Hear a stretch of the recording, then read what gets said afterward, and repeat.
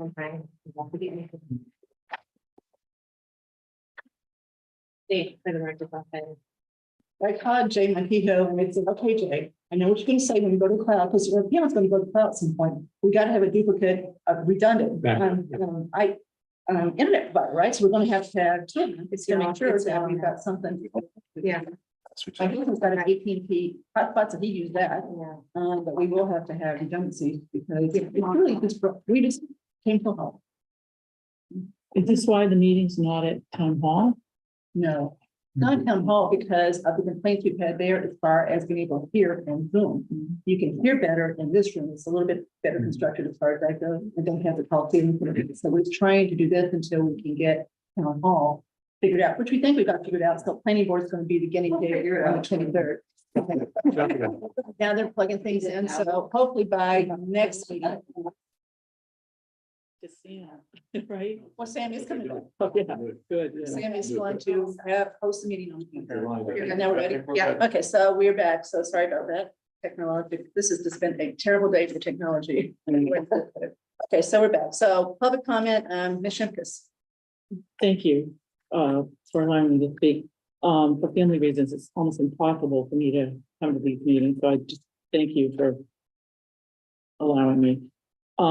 I noticed on today's agenda, the MOU with St. Mark. And, this is opposing opinion, take it for whatever it's worth. I hope it's helpful. Anyway, I'm categorizing my comments as the manner, purpose, and meaning. Okay, so you're supposed to wait till that item comes up. to talk about it. I know, and I'm Because sorry. What you just said about your family, I Yes. assume you can't sit here. For the whole Yes. meeting. Okay, we'll make an exception, And- but that's the normal rule. I'll make it very fast. I'll read as fast as I can. Okay. So under manner, again, just, I'm echoing comments that I had made earlier about residents raising concern, public concern and business questions. We're not the enemy. And I'm just hoping, you listen carefully. I myself am disappointed in the lack of clarity and transparency. I'd like to know who specifically signed off on major monies spent to date. Some person authorized checks and payment. And didn't anyone notice that the entire town road budget for the year had been depleted? And if not, what kind of mismanagement and lack of monetary oversight is it? Where is the accountability? That's the most important question. And what is to prevent this kind of mismanagement from happening again tomorrow? All things begin and end with the law. Begin and end with the law. I'm wondering if the MOU is illegal in a number of important respects and have major legal shortcomings. I would suggest having it reviewed. I suggested that before and apparently that didn't register, but I'd suggest it again, have town council write a brief opinion, one paragraph as to why he believes this is a license and not an easement. Okay, that's very important. Difference to distinguish. Take it to a lawyer. They all specialize in slivers these days, who specializes in easements versus licenses. I can tell you from what I have seen and read, it is not valid. You do not have a valid license, and I'm trying to be helpful here. Have town council write one paragraph, have it reviewed by someone who specializes in easements versus license. Why is it important? It's legal authority. Do you have it or not? Purpose. Now, I'm trying to make sure I have this right. You're conveying a public road that's owned by the taxpayers to a private entity, a private owner for a few parking spaces. That's what you're doing. It's the oldest road in town. It may well be an Indian trail. This can be confirmed by the Historical Commission, who should know this, but why not, hand over the Declaration of Independence at the same time on the Magna Carta? No is the short answer from this taxpayer and voter. And it's been confusing because the original concept plan that was sold to the public by concept plans that were undated, unsigned.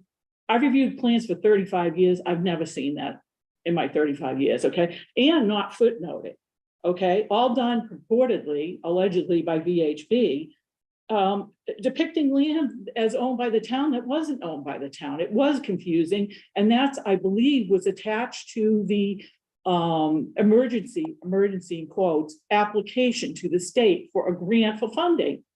Confusing to everyone, including the public. And by the way, on my South Borough, Karen Galligan and DPW gave them that plan. February 21st of 21, an article was published, and the swap, which was never really described as a road, okay, was the northeast corner of 85 and Main, outlined in yellow. What the hell? I mean, what is it? Is it that no one mentioned a road? Okay, again, have been in real estate for 35 years. I didn't understand it until I printed that attachment A in color. Okay, and then I understood it's a road taking and decommissioning of a road. For what? For parking spaces? No. Okay, if they want parking, they can come before the town, cut off a piece of the athletic field, easily done, okay, and do diagonal parking, and then they have their parking. Or they can take the northeast, the north and the end of the triangle and try to do the same, but you have to have MassDOT approval. You can't dump traffic out on Route 85. It's a state road. Okay, so this is over 3 minutes. Okay. We just can't respond right now because this is not where we are on the agenda. Yeah, If you want to call me this week, Okay. I'll be happy to talk to you about each one of your points in more detail. I Yeah. think we could have a good conversation. We're not going to talk about much of what you mentioned tonight. Yeah. We're going to talk about the draft agreement we've got on our agenda, but I'd be happy to talk to you about each one of your points if you want to give me a call. well, we're talking about big R and little r, remember that? Nonsense, legal nonsense. I'd like to add a couple R's, ridiculous and remit. We're not paying for it. So if you want to see that at town meeting, just withholding, because you have to have legal cover to pull this kind of ridiculous nonsense. I mean, this. Okay, Ms. Shimkus, it's enough. Yeah. Okay, it's well over 3 minutes. Yeah, Okay, if you want to call me to talk about what you are talking about, I'd be happy to talk to you in detail Yeah. about it. there's no value specified, by the way. There are rules, there's state laws governing this. And it's clear that you don't have the checklist of rules. Okay, so again, Thank you. no value, right? Yeah, okay. And who's doing the math, by the way? The business deal has to make some sense. We think it does. Okay, Well, we don't. Thank you. okay, now. Yeah, items coming up. Ms. Bernstein, I don't know.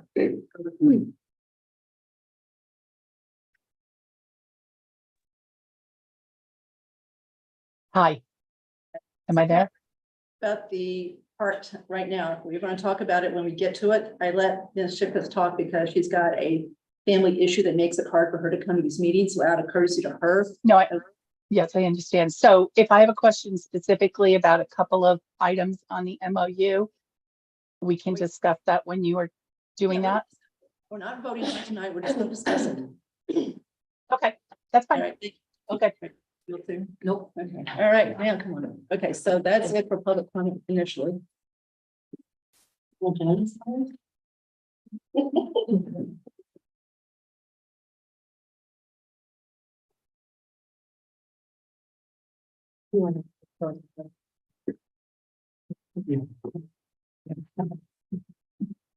Okay, so the first item on our list is the continuing hearing for RZND. So we have done this now for 3 straight meetings. So we continue the hearing tonight. Mr. Purple. Madam Chair, members of the board, as you know, this was an application from the applicant for the class 2 license at 264 Corderville Road to extend the number of spaces they have for used vehicles. Currently, they have 8 under the license. They're looking to expand to 14. Town council has done some work with town planner, also with the building commissioner, and looked at everything. And based on his review, his opinion is that that this applicant needs to go to the zoning board for a special permit for the expansion of a pre-existing conforming use. So really, this is probably improperly before us right now. That all needs to take place at CBA first, and then it can come back if the applicant wishes to come back and try to amend their license after that hearing is done. We have notified the applicant. They understand the process and path that they have to go to, which is probably why they're not here tonight. And so I would recommend then that the board basically close the hearing tonight without a finding. Any further discussion? That sounds appropriate. Okay, so I'll make a motion to close the hearing for RZND Motors Not a finding. without a finding. Second. Okay. All in favor? 4-0. Thank you. Yeah, welcome, ladies. Thank you, Marty, Mimi, for coming. So you want to introduce yourself to the audience and then explain to us what MBTA Communities is all about. I'm Mimi Luttrell, Chair of the Planning Board. With me is Warren Houlihan, Planning Board member, Colin Stansfield, the business administrator for the Planning Board. So I'll give you a general overview of the MBTA community and then discuss what the action plan is and hopefully get your support on it. So the MBTA communities is a new zoning legislation under chapter 48, section 3A, which requires any community that has a MBTA transit station within it to comply with this new requirement, which requires as-right multifamily building at 15 units per acre. Southborough has a commuter rail station, so we are one of the 175 MBTA communities. What's required of us is a minimum of 50 acres, which would be 750 units total. 10 of those 50 acres have to be within a half mile of the commuter rail station. The additional 40 can be somewhere else. Each district can be a minimum of 5 acres. So requires a minimum of 1 district, but you can have several districts. It can be a new zoning district or it can be a overlay. And the next step in maintaining compliance is the action plan, which just informs the state of the basic information the town is doing to comply with this legislation. And it gives a general timeline of the path to compliance. And This must be submitted by January 31st of this year in order to maintain compliance through 12/31/24. The planning board has put together a general action plan. We've received comments from Shopsy, and we're here in the interest of open and collaborative government to see if the select board has any comment. And the planning board will finalize it at our January 23rd meeting and send it off to the state. So if there are any comments from the select board, what's our drop dead date as far as making sure you've got them in time to be ready for your 23rd meeting? I would say the Thursday before that, the third, whatever that date is. Okay, today's the 17th, so 18th, 19th, well, it sounds like this Thursday. Yeah. Okay, so by the end of the day this Thursday, we need to get any comments into, I guess, Colleen? Yep. And not free. So Colleen, as far as anything you think should be incorporated in their the mission that they're going to have by the 31st. So, and just an update, we did apply for the community outreach grant. So we're hoping to get that because, you know, I think the outreach to the community is going to be a big factor because it's a by right multifamily zoning. You don't have multifamily zoning. So get people out there and really understand what the end result is for this zoning district. It'll be good to have a lot of meetings. You know, zoning's hard if you don't do this, you know, day to day, so I think It's this is good. confusing, Zoning's hard. period. It is. I told Mimi I was in the car one time recently on the radio, thinking NPR, they did a segment on this in Massachusetts, and they talked about, I guess there's always communities that had missed a deadline, and they were being penalized as far as not being able to get all the grants they might have gotten otherwise. So that's what made me go, oh, we need to make sure everybody understands this, that we've got this under control. It sounds like as usual, you guys do. So is it true that this is truly in your court to kind of manage all the way through? So we can just, ask what's going on? It's zoning and it's gonna be a heavy lift because as we know, it's difficult to get zoning passed. So As we it's know. gonna be a all hands on deck thing. We will definitely, it's a zoning thing, so we will take the lead, but we will be looking for input along the way.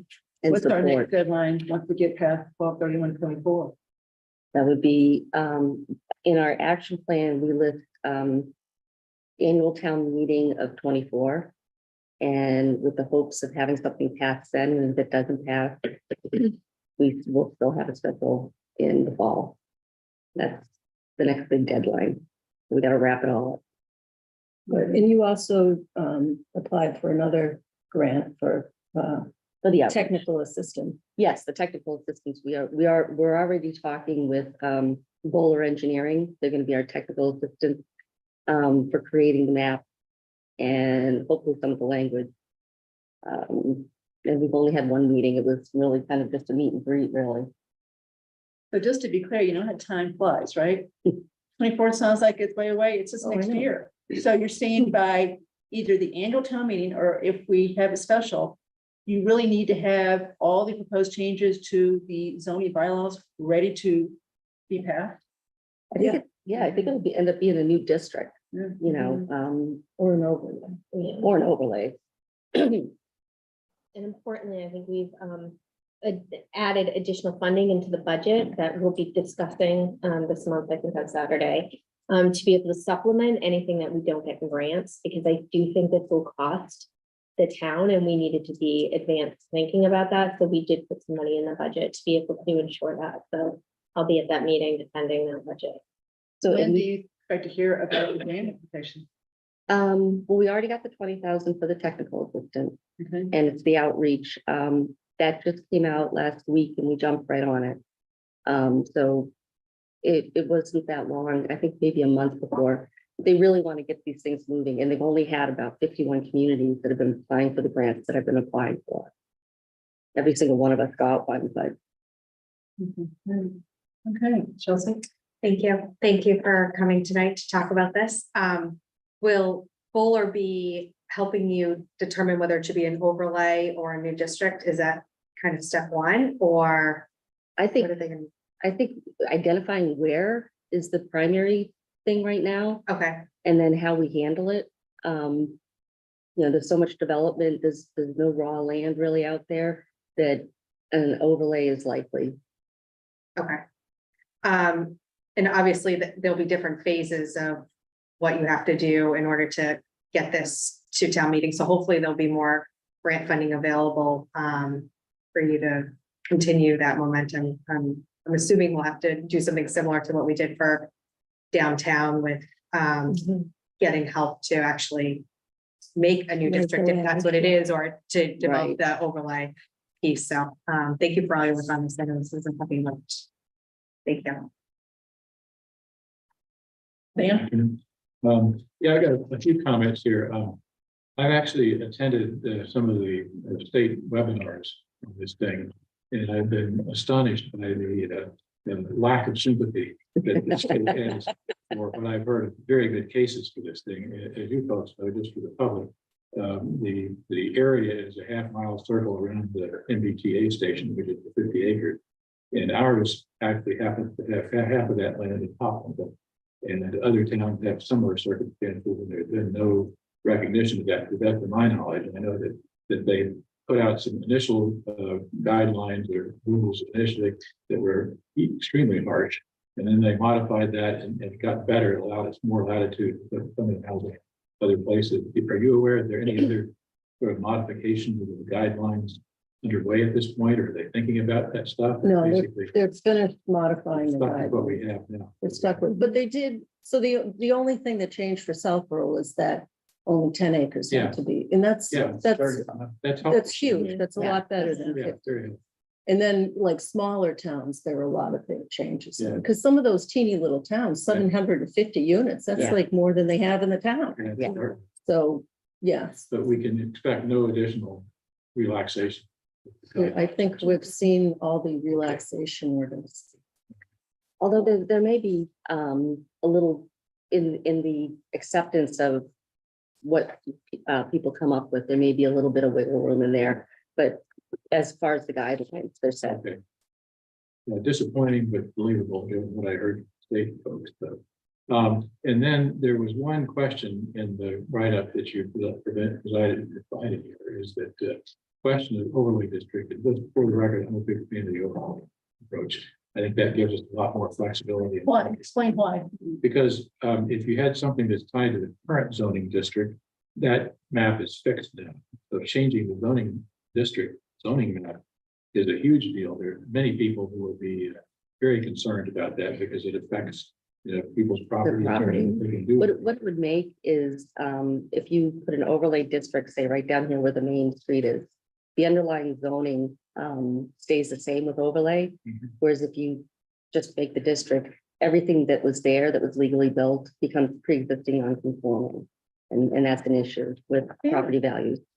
Much more complicated, much more difficult to communicate with the public. Yeah. And with an overlay district, you could actually create an overlay that has non-contiguous pieces to it. So you can put Exactly. so many acres near the MBTA station, and then you could have, maybe have, 50 or 100 different pieces around. Potentially, you wouldn't want to do that, but it gives you. a No lot of less than flexibility. 5 acres. That's the smallest district. That's 10 different pieces. Yeah. But again, it gives you a lot more flexibility to put zoning in the right places, given the current use of the land, transportation access, water access, and all those kind of things that are going to be constrained to develop. So anyway, I, again, strong vote for the approach. One thing I forgot to mention, Sam, was a change in the guidelines was they also allow up to 10% affordable, which they wouldn't allow you to require any affordable previous. Okay, yeah. I think that's good. So anyway, it is challenging, but it sounds like we're off to a great start. And it's great to stay on track as long as we can. At some point, maybe, I've heard some from other towns claim that, it's going to be too disruptive and we'll take our chances with not getting the grant money. It'll be a better option for us. And I think that's always sort of in the background, but at least as long as we can find a reasonable solution to stay on track. The preferred approach. Well, and to that point, where people aren't gonna be compliant, my discussions with people in planning have said, you know, if you don't have that zoning district, you're opening up the town for legal matters. Will come forward. Could be, and we know that anybody can sue anybody, about anything. But yeah, to Marty's point, the cost of doing this, we're in a reasonably good place for legal support because we have a fixed price legal agreement with our town council, so that turns out to be a lot of legal work for zoning. I feel bad for them, but they will need to support us with it, so. You don't look like you feel that. Okay, thank you, and keep up the good work. Thanks. Hi, so I have some questions, just taking that. Will have to do with just finding out where things stand in terms of preparing maps. Because I remember seeing the maps that were prepared that assumed that all 50 acres needed to be, and they were kind of scary. Right? Yeah. And that prompted, I think, the letter that was joined between planning, Shopsy, and elected board about it.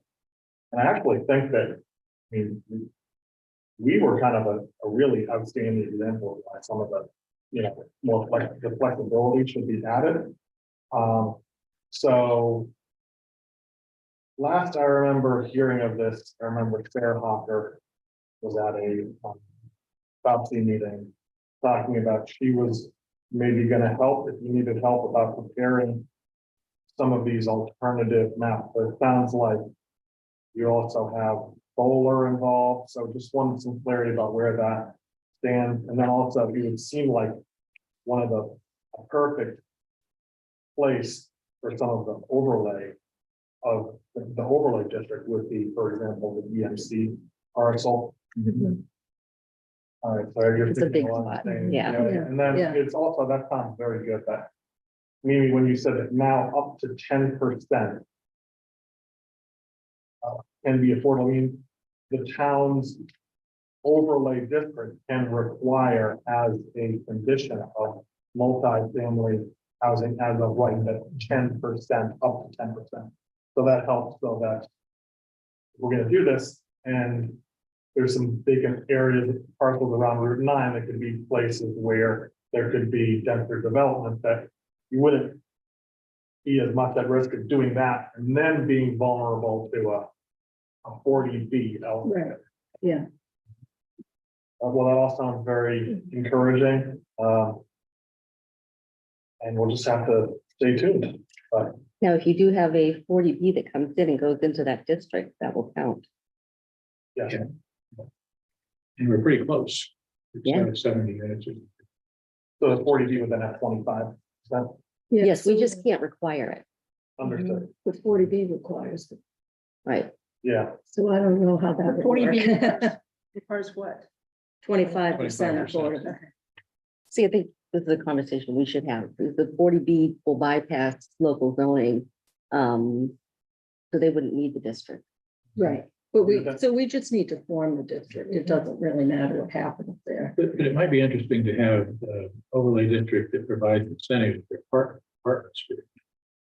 Where you get full credit stuff by government. You can't require it, but you could put a sweetener in it. That's You true. build apartments and you get more flexibility or density or something.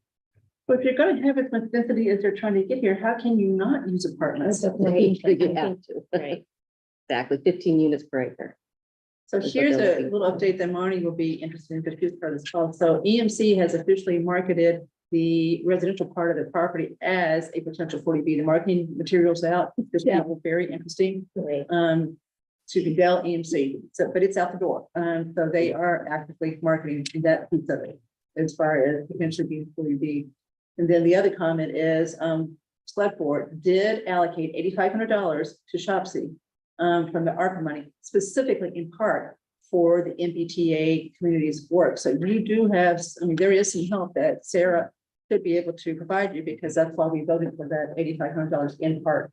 Well, and to your point, Sarah, we did present some of Sarah's map that she did make. Yeah. So Yeah. she is helping. Maps that show all around the train station. No, some newer ones Oh, too. okay. We had done some new ones, Okay. yeah. And economically, she's probably left it to the board. Encourage it. utilize her head. She's And very badly, she probably knows the legislation better. Yeah. capable, very capable, great resource. Anything else? Good luck to all of us.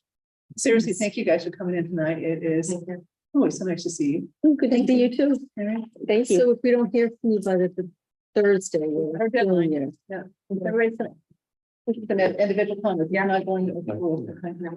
So you guys are going to decide on overlay versus special feature. Not on Monday. There was a question in the application here that you had. We had a question mark there. So they were looking for an answer about how we're going to proceed. This is just it's kind of Oh, a, did we fill, I thought we filled that in. I thought we checked, overlay. It's confirmed overlay versus state law. Yeah.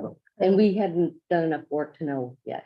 Well, So so I don't think it even matters. we don't We have could put whatever and change Okay. it. It's Yeah. non-binding. Yeah, Not written, these are not Okay. written in stone. right. yeah, it's written on Yeah. paper Yeah. I think the state just wants to know that that you it's work. on your mind and you're moving forward. And they're not. The holding year's gonna you to pass fast. That's the truth. Thank Thank you very guys. much. Thank you. Good luck with the video and audio. There's something in the audience.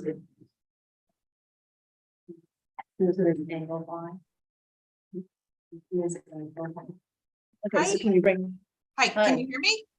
we can. Yes, so I had a question regarding this.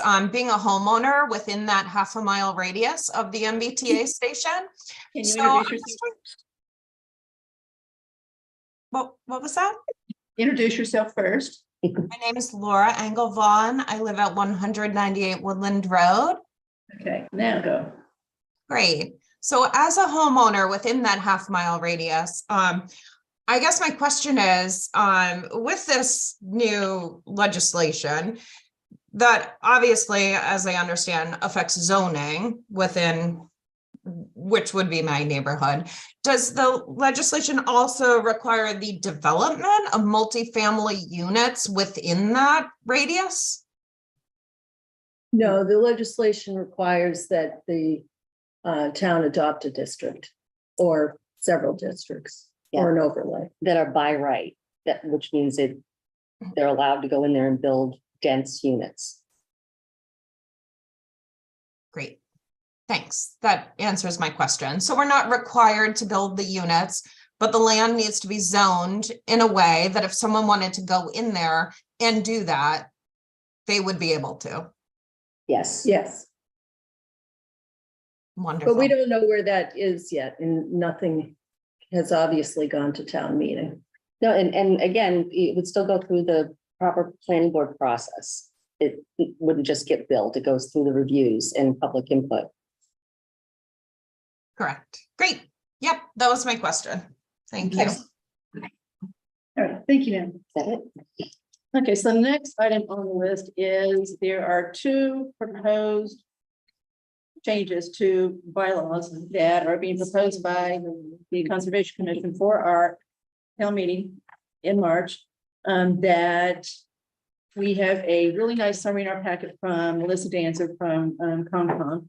The item tonight is to decide whether we are willing to go ahead and refer this to the planning board so we can work in parallel and not hold them up because, as we know, time is flying. So we're not going to discuss this in detail, right? That's not what we're trying to do. We're trying to decide whether everyone agrees that that is an appropriate step so they can start their work and we not hold them up. Yes, okay. Agree? You think, Andrew? Yes. Okay. Okay, so I And Melissa is here. I don't think we need her Okay. at this point unless somebody's got a question on the actual proposed changes to the bylaws, the two changes. No, I don't. I mean, all this is to say planning board go, right? You guys start your hearing so that we give them time to get through their process before town meeting. I mean, we're already almost 2 months, oh, it's barely 2 months away. Yeah, no, Right? Yeah, I think this is the right approach. I listened to the Concom talk about this stuff. I think it tightens up a number of things that cause problems in the past. My only question is, I'm assuming town council has reviewed this at this point. I don't know. Yes, I know that, council has been working with Ms. Danza to Okay. this point on this. As long as he's tightly connected there. Any question? Get it At done. least it's all here, right? If somebody sees it come in, let me know. I'm going to.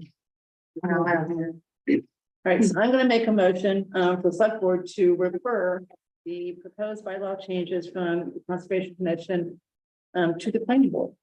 Second. Everybody agree with the motion? All in favor? 4-0. Okay. So Mimi, we have referred. Okay, we have referred. Referred, okay. It's in your report. Go for it. Right. Okay, next is chair's report. So I've got a few things. One thing I just wanted to clarify is the closing of the medical marijuana facility in Southborough.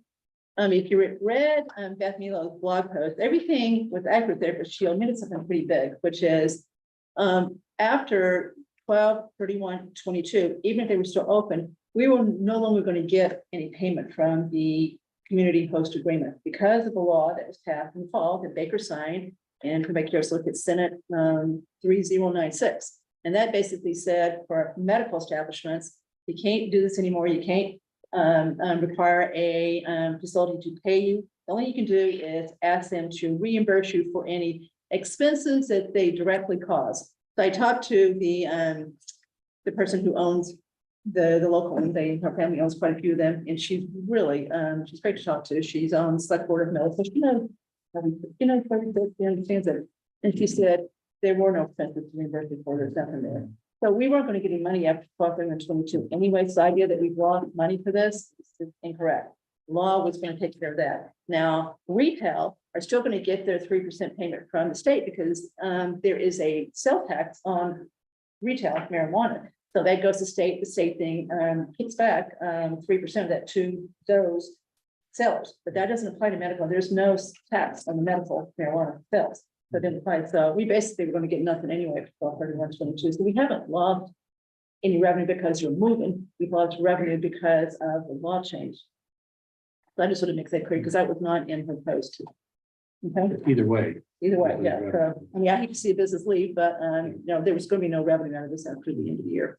Okay, next one is update on the DPW superintendent process. So things are progressing pretty well. We're going to have a executive session later on to start talking about the details of the contract that Chelsea and Andrew are working on. But so far, so good as far as that goes. Our interim is in place, and I assume everything's going okay as far as that goes. Yes. So, we're in business at this point. Things are still going fine, and then things seem to be going pretty smoothly. Planning board articles. So the chair of the planning board has asked us to make sure that we review the current planning board articles that are on the warrant, which are the tree article and the scenic road article from last town meeting, to make sure that we give them any comments in a manner so that they can, if they deem to make any changes on them, they can get them to the printer so that they don't have to go to town meeting and ask for amendments right off the bat like they've had to do in the past. So I said we would absolutely accommodate that. We're going to the printer on February 28th. 28th, you'll sign the final warrant, so hopefully on the 1st, we'll be sending that to the printer. And so we should definitely have planning board and so then we've got 2 meetings scheduled in February. My guess is we're going to 3 before it's over with, but we should probably have them in on the 7th to review this. They have made changes that seem to have listened to some of the comments made at the last town meeting when they tabled their 2 articles. Okay. All right, Hopkinton. Water connection. Things are progressing as smoothly as I think you could want them to. The next step is select board has basically said they approve. They approve of the request we've made, all details of it, and have basically handed it over to their town manager and their DPW head to sit down with their town council, our team, and basically make sure that everything is going to go forward in the time frame that we have laid out. Okay, so remember what we're trying to do is not necessarily get the IMA signed before town meeting, but pretty much have it done, right, as far as agreed to. And just as importantly, have the article on the warrant that basically pays for the engineering audit, right? To be reimbursed by Hopkinton, but it's our way to basically bring this forward to the town. We got a chance to discuss it, people want to ask questions so that it's all fleshed out, and everybody has a chance to weigh in as far as the actual agreement, the plan. And would that be included, the appropriation for the independent review, peer Yes. review? Will that be part of the department budget, or it's a separate? Gonna be funded by free cash right now, so that when they reimburse us, it just nets. So it will not be part of any department budget. Okay. Okay. Separate article. Yep. Yeah. Yep. If you bring into something like that, you even need to have an article. It's basically we've got to check. Well, this was our way to truly give the town a chance to talk about it. We didn't have to do this. We didn't do it with Ashland. Select board signed it and we were done. Never came in front of town meeting. This time, we're trying to make sure that town meeting has a chance to speak to it if they want to. Maybe they won't, I don't know. But just to remind you what the terms are, basically, they paid for all of our capital improvements needed, so we ended up with a much better water system as far as having, one level system. Oak Hill gets a much better tank, et cetera. So it solved any problems that we think we have in the system right now. And then they also give us $1 million for future water projects. Okay, so that's the deal. That's what And we're doing. they take care of all the road repairs. Yep, so forth. and not only that, it's not, they're gonna, blacktop just the site they're working on, the whole road has to be completely redone. Do we know yet what roads we're talking about? We may, if we, I don't know, we may Okay, If I think that would be important to, talk about. yeah, for us to talk about here, and I almost think to show a visual at town meeting. Yeah. So that people know and also timeline, right, like understanding how long this is gonna take, and I'm not asking you right now, I'm just like thinking out loud on what I think we need to discuss here. So they talked about this in their most recent select board meeting. Okay, If you want to watch what they said, Okay. you'll see it that during that one of the questions that was asked, their DPW superintendent, Don Westerling, was, is there any other alternative? He said, nope, this is it. They are going to spend about, I've heard two different numbers. So it's either $1 million to $1.6 million on a temporary fix that will help filter some of the PFAS out of their system. But he said, this is nothing but temporary. This is not going to solve the problem. Yeah. If someone asked me, well, could this solve the problem? He said, absolutely not. It doesn't solve it because there is other contamination than PFAS. So PFAS is great to get out of the water, but that's not going to fix the well problem. Yep. So, Yep. and given the way the MWRA system is constructed, we are by far the most logical connection point. Other options would generate a lot more pipes, so forth, that have to be constructed. So. Okay, so that's where we are at the moment. Mr. Haggerty asked me to ask the public to return to census forms, so I'm asking the public to return to census forms, and you can get it back so easy. All you do is got to scan it and email it. You end up in Hopkinton. Was this on the agenda? This is a chair's report, that's all it is. But there was deliberation on the subject that I think a lot of people have interest. I don't think we deliberated, we basically updated and we asked, we didn't make a decision, so I don't think we deliberated. We can talk about that, I don't think so. Required a decision. Okay, so moving on. Mr. Haggerty wants everybody's census to be returned ASAP, and you can do it easily by scanning and emailing it, mailing, whatever you need to do, but he has asked the public return. Okay. Okay, I think that is it for me, Mr. Purple. I do one quick under update. How come you just let this thing go into him? Well, no, you've got something, I'll be quick. So you just had something in your packet. We received 2 notifications from the Lottery Commission. They're looking at putting in Keno monitors at 2 different locations. One is the Southborough Turnpike Golf at 344 Turnpike Road. The other one is Fitzgerald General Store, 110 Southborough Road, Southville Road. And the board gets these notifications In the event that you would like to object to the issuance of the Keno license for either location, you've got to claim your right to a hearing before the lottery commission within 21 days of receipt of the notice. So the objection must be, and I'm just reading from the memo, as a result of an official action taken by said city or town regarding the Keno applicant. So if they have a license with the board and the board has had to suspend the license, the board has had to, take some level of action, then you could ask to appear before the lottery commission to oppose this going in. So I just wanted to make sure that the board was aware that we do have that right. And if there is anything that you would like to do, we have 21 days. This was, these were sent on the 12th. So we have a little bit of time if you would like to entertain something. So I put that out there. I don't expect decision or comment on that tonight, but we can have further comment should the board be willing to on either of those locations. No history of violation for either of these.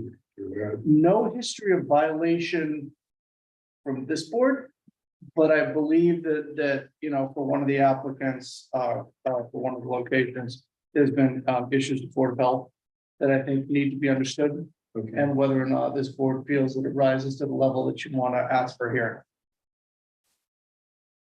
So if I did the math right, sounds like February 2nd is our date. Yes. So we're meeting on January 31st. We're gonna have, that's gonna be a full meeting, not this, the budget meeting, how it's gonna be. So we have been to discuss whether there's any. Something put on the agenda for anybody wants. So if anybody's got an issue, let Mr. Purple know that you want it on the agenda. Okay. I'm not quite sure why the Board of Health has anything to do with this, but someone can. If we, but that. Okay. Is that it? That's it. Thank you. And a quick update, just to announce that I had the pleasure of attending an Eagle Scout Court of Honor for Troop 92, where they awarded the Eagle Scout Award to 5 scouts, Sean Desmond, Jackson Harris, Owen Hart, Cameron Jackson, Noah Lavelle. And I had the honor of presenting a certificate of achievement on behalf of the town and the select board. A great ceremony, and I'd point out that Southborough seems to produce an unusually large amount of Eagle Scouts, various troops here. So great work by the Scouts, and a great pleasure to be part of that ceremony. Thank you. Excellent. Okay, consent agenda. So we've got A, B, C, D, E, F, and G. Anyone want to hold A, the minutes? Yep. Okay, B, C, Yeah. D, E, F, G. Yes. Yes. Okay, so A, C, and G. Okay, so I'm gonna make a motion to approve B, consent agenda items B, D, E, and F. Second. All in favor? 4-0. Okay, so let's start with the minutes. So who held those, Sam? I know A, yeah. Okay. December 20th, Mhm. line 36, and again, these are Scrivener kind of things, to a point. The Okay, line 278, wonder if you can back me up on this one. Yeah, James Nichols Worley usually goes by James instead of Owen. So Yes. That's true. fine. That's it for me. Okay. Anything on, so nothing on the 3rd or 4th? Yep, the 3rd. Yeah. Again, Anybody else on the 20th, December 20th? No. Andrew, okay, so now 3rd. in the Scrivener territory. Line 48, a question mark on the name. I think that was Laura Ann Vaughn. When I looked. Yeah. You just had it wrong. Okay, Yeah. all right, Line 49, there's an extra B, THE there, that needs to be repeated. And line 87, Helen Belniak is the EDC vice chair, as opposed to EDC member. And line 98, Marika is misspelled E on the end instead of an A. And line 134, I'd add and to the ad hoc. And line 187, DPW. So, Okay. That's it for the third. Anybody else on the third? No. No. Okay, fourth. Okay. All right, so I'll make a motion to approve the minutes from December 20th, January 3rd, and January 4th as amended. Okay. All in favor? All right, so we're totally caught up with minutes. That's great. Okay, the next one held was the appointments to the new standing capital improvement planning committee. I'm going to abstain. We understand one. That's it. Yeah. Okay, so Chelsea is abstaining because her husband is on that committee or being appointed to the committee. Okay, so for the other two, any questions before we go on this one? Well, it's great to get this done. It is. Okay, so I'll make a motion to basically approve item 5C, the appointment of the standing capital improvement planning committee. Second, Okay, all in favor? It's a 3-0-1. barely a quorum. Yeah, we got it. That's good form. Form's form. Okay, the last one is G, which is the approval of the take-home vehicle for DPW operation supervisor. Let me get my notes. Okay, so first of all, this shouldn't even been on here. Mr. Perka made a first mistake, by putting this on here. So Mr. Perka First first on mistake here. this year. I said first mistake. I said first mistake ever. Okay, so long story short, Mr. Purple thought that the process to approve the ability for the DPW operations supervisor to take a car home had to come in front of the select board. It does not. So I'm just going to read this because I think it makes it really clear if everybody understands what happened here. So I'm just doing this. It shouldn't have been on here. We're not going to vote on it, but I want to make sure the audience knows what happened.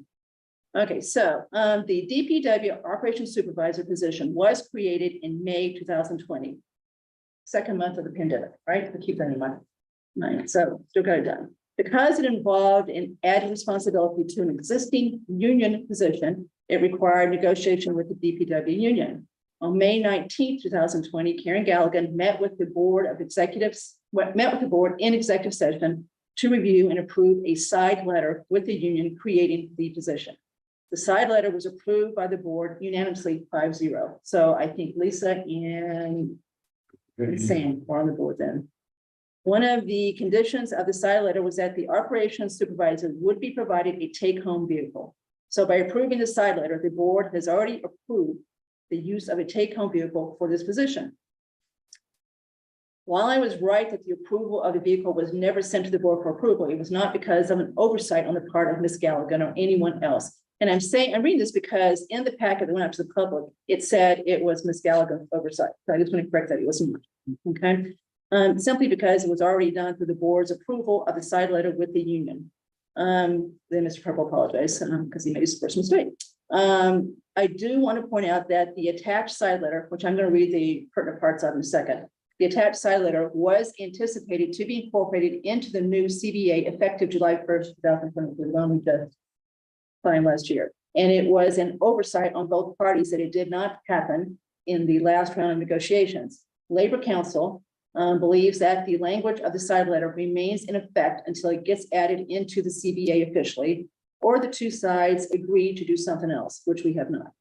Unless the board wants to take a different path, we will add this position into the next version of the CBA to be effective 7/1/2025. Okay, now the actual side letter, very simple, one page. I'm just going to read the two pertinent parts of it. It says the town shall establish an assignment called operations supervisor, which shall consist of duties set forth in a job description developed by the town in consultation with the union. That's number one on the side letter. Number 5, the town will assign the operations supervisor a take-home vehicle and a town cell phone for use in connection with town business.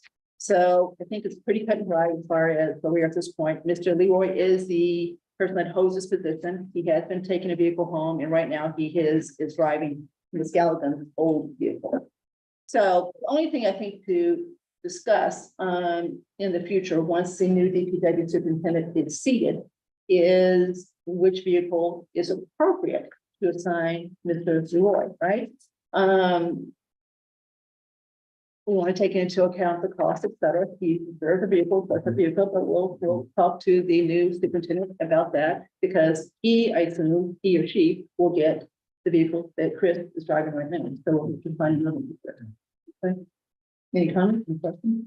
No, I think that's, You okay? yeah. Dan? I'm okay with it. I got a couple of comments. One is that there was interesting conversation with the capital committee about the purchase of a truck for DPW. And I think that they raised, I think, points consistent with what you're suggesting, Kathy. We got to think about, what kind of vehicle is having miles put on it, taking it home. And ideally, it would be a fuel efficient vehicle as opposed to taking a large truck driving down. But in certain circumstances, if there was a pending snowstorm, then you need to take a vehicle that you could get safely to and from town. So, and I hope that people will be flexible with that. I think it's an easy way to deal with that.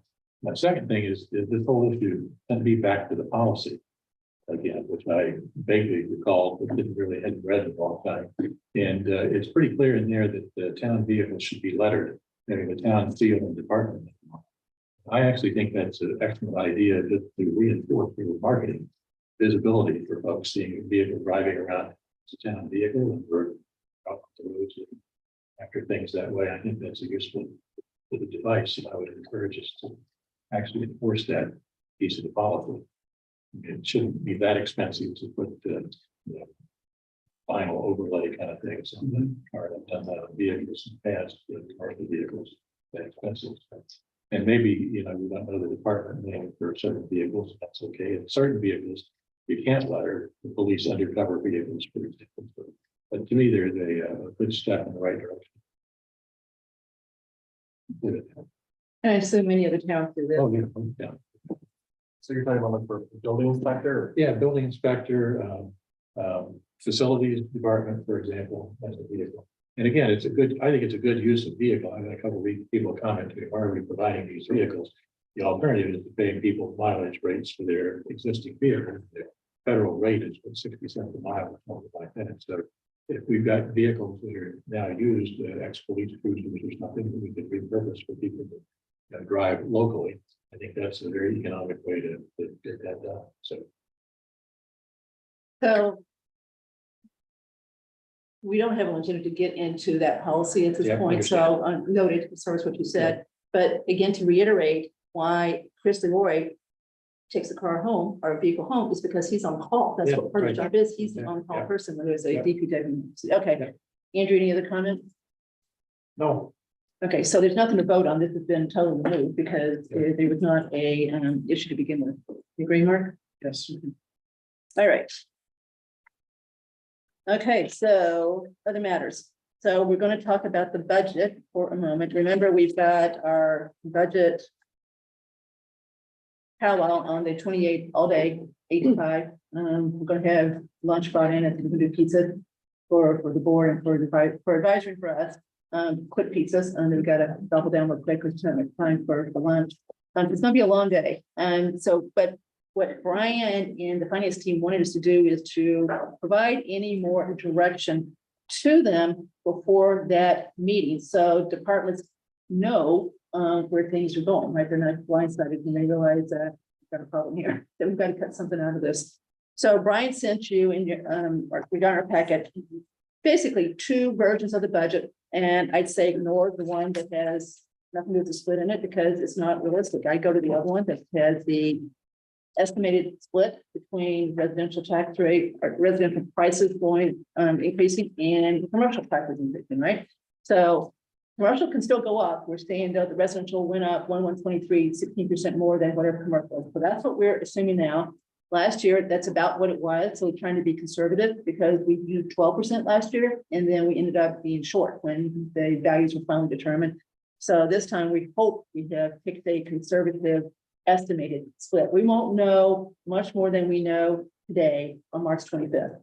So this is what we've got. So I'm just going to assume that it's 16% and let the town advisory know what the impact is to the average residential tax bill based on that 14 or 16, 16. the better one, the fact that 14.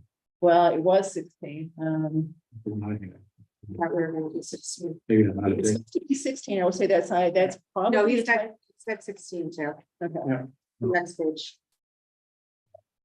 Okay, so then, So you're at 8.25% with a 16% tax. Okay, so tonight, that's what we want to use is 8.25. That's where we are right now, year over year, which is huge, right?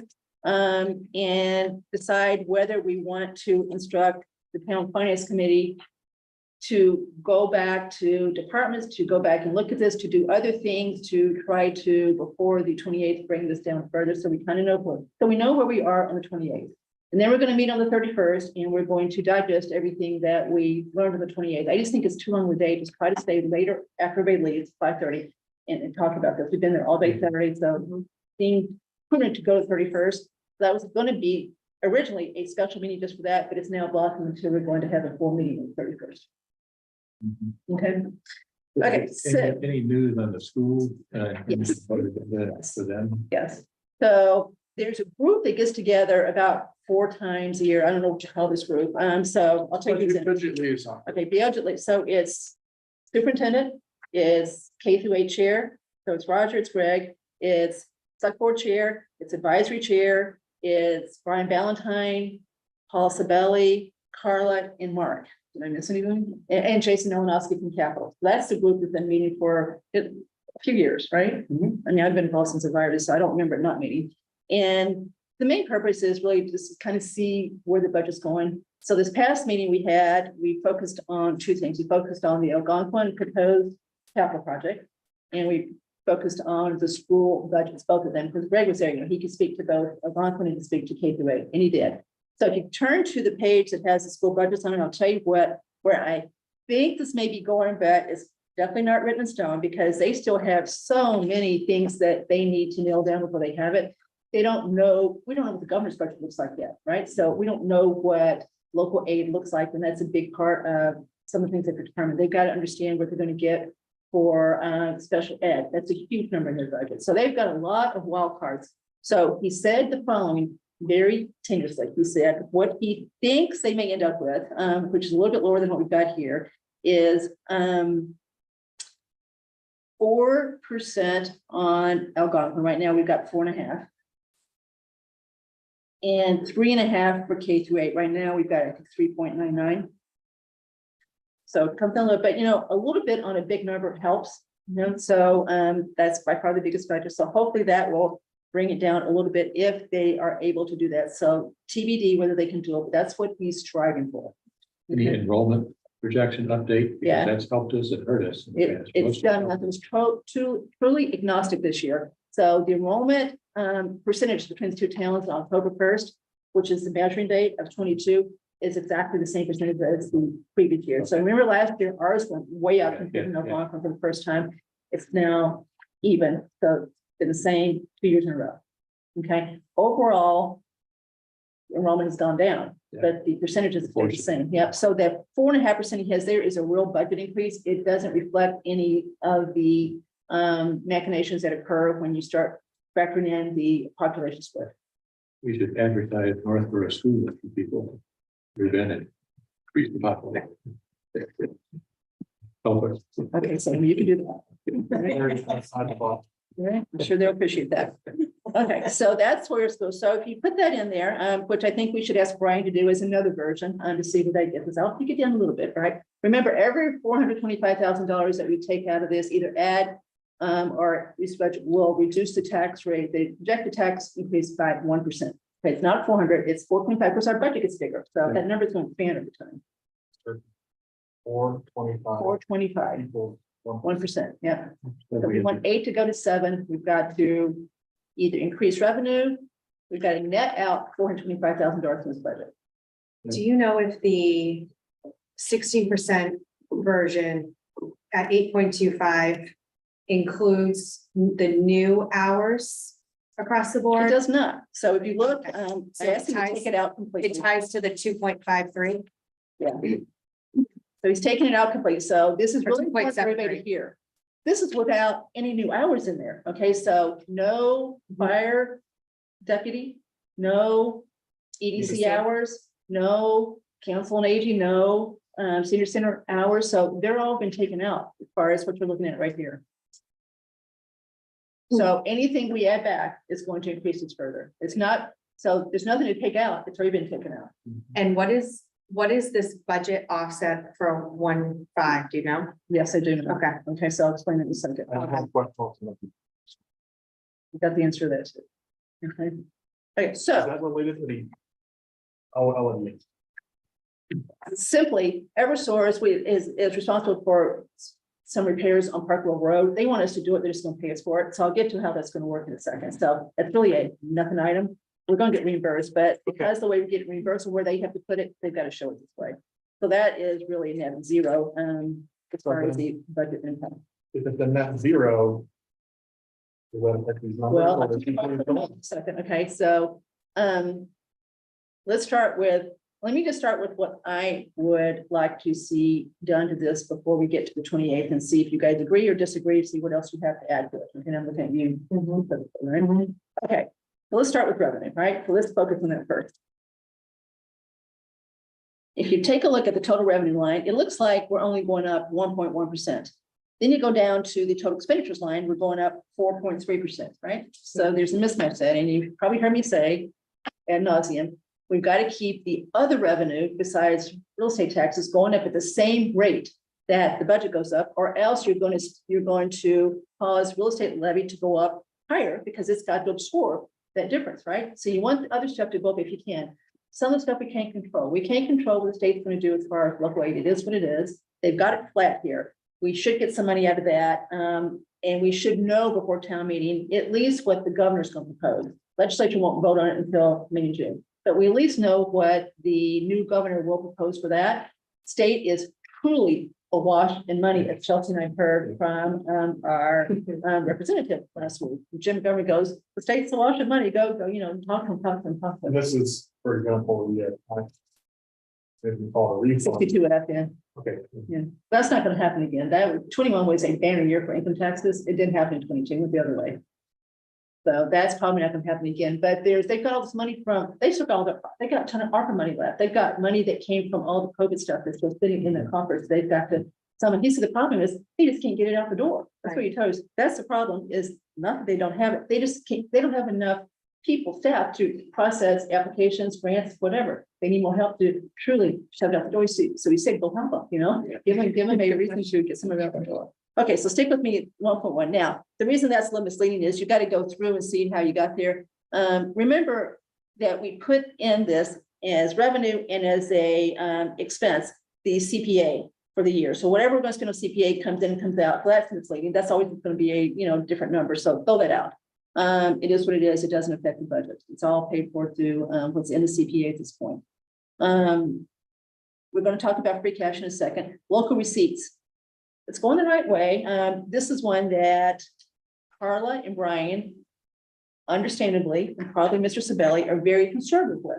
This is the one where excise taxes are by far the biggest number, transfer station. There's a lot of stuff that goes into local revenue. If you've ever seen the spreadsheet, but by far, the biggest part is car excise taxes, which depends on how many people bought cars in 2022. Remember, there was a period where you couldn't buy cars because they didn't have parts, there weren't enough cars, and then now it looks like that's freed up a little bit. Used car prices are going way down because of the flood of used cars. So they don't know. They wait till they get what they call their first big report from the state on what the excise taxes are that we all pay in March for our old cars. So that's coming in. So they just don't want to be overly aggressive with that number. The state also encourages them to be very conservative because this is where our free cash comes from. This is where 80% comes from every year, is this number being underestimated, right? Yeah. So there's always going to be some room there to hopefully increase it a little bit. So all I ask is that this is increased by at least the overall budget increase, which right now is about 4%. So they're not there yet, but they're getting close, right? And they're right, we're going to lose the Concon revenue, right? But the meals tax is kicked in full now, so that's going to be a full year of that for the first time. So we got to talk about this. They've got to agree to do this. This is not something we vote on. It's not something town meeting votes on. We've got to talk to Carla especially and Brian to see if they've got a justifiable way to raise it. So hopefully that'll come up a little bit before we're done, right? Yeah. Okay. So there's that one. The other one I wanted to point out is, and this is one we should ask Brian, every year they estimate the new growth that has taken place between 1/1 and 1/1. And they usually use 450 for 2000, excuse me.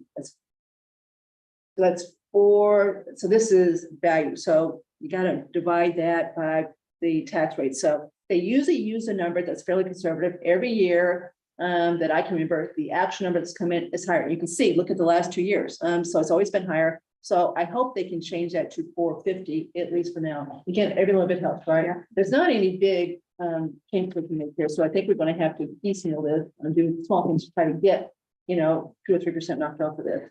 So that's things that we can talk about with him as far as revenue goes.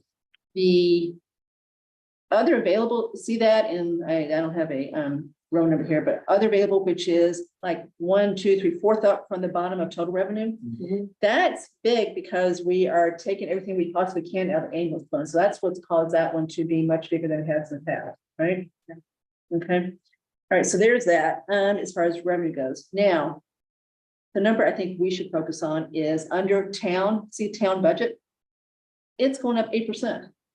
So we've got a lot of budgets, including the planning board, who are going up a lot year over year. I mean, it's not just one, it's a lot of departments, police, fire.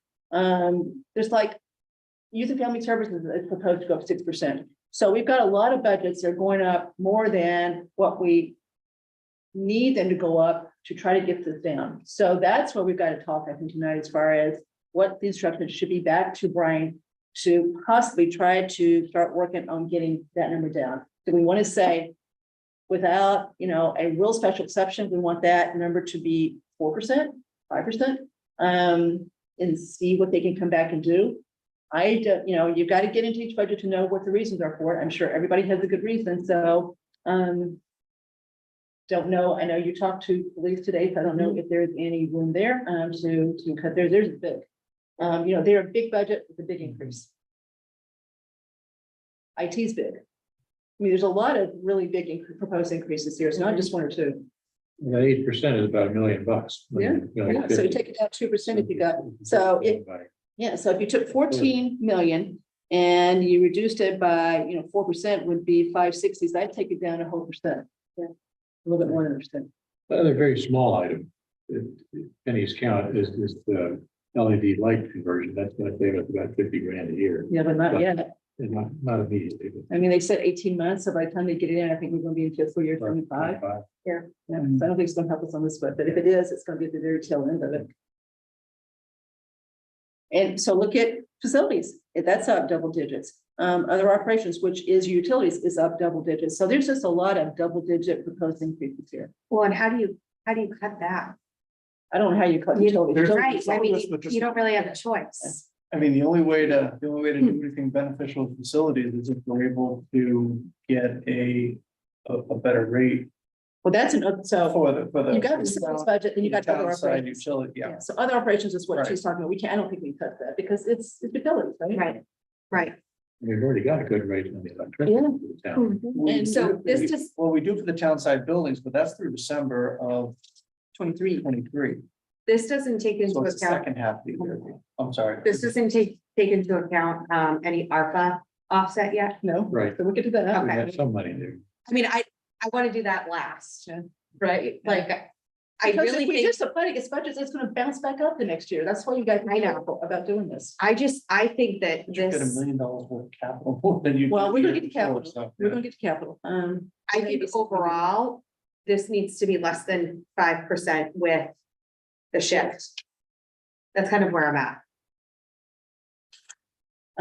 So basically 2.5 increase Yeah, that's exactly what you're saying. before the shift. Yeah. Which is really hard to do. So Yeah. I had like 6 in my mind. Okay. I think But it's 6 I would too. I prefer 5, right? I just don't know if we can get there, Chelsea, without doing something drastic. What we can't do is defer things. Remember I agree. years ago when we went through the exercise to the 2% budgets, right?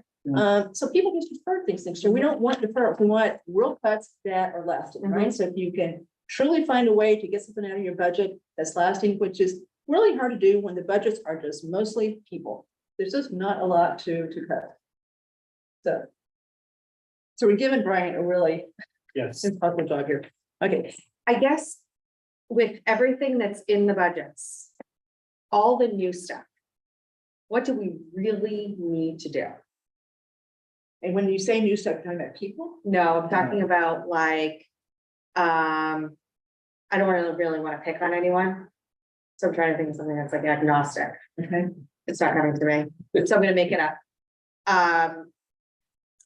Board of Health needs some software system for tracking people with flu vaccinations. We're not doing that. I'm just making it up. Guys, been making that one up, okay. So, do we need it? No. Have we survived without it for the last 40 years that we've given flu vaccines? Yeah. Would it make it a lot easier to track people? Yeah. Do we need it? No. Would it be nice to have it within the next 3 years? Yeah. Okay. Then maybe we don't need it this year. We probably just answered your own question, I think, on that one. No, but, so that was all I could think about off the top of my I head, know. but that's what I'm saying, I think there's some asks in these budgets. That maybe aren't as cut and dry as that one, but. Do we need it? Do we need it for this year? I could, like, looking at it, I think we're getting hammered on the ship, We are. and I hope. This is the last year that that's gonna happen. And so can we just survive one more year and really see where we're gonna come out next year? Because we cannot go with an 8%. I agree with Yeah. you. So I was gonna say the same thing. 1/124, one would think at least right now, it's gonna look a lot different than 1/122, Yeah. 1/123 as far as house price increases year over year, right? Yeah. They clearly, the market's clearly slowed down, right? If you just anecdotal look at what my Southborough publishes as far as house sales, you'll see last week, I don't think anything closed, right? And, you know, for a while, I kept watching to see what the asking price was and sell price, right? And they were almost every single time above, right? Yeah. Every once in a while you saw one close, but they were just, I mean, some cases substantially above, right? That seems to have really changed.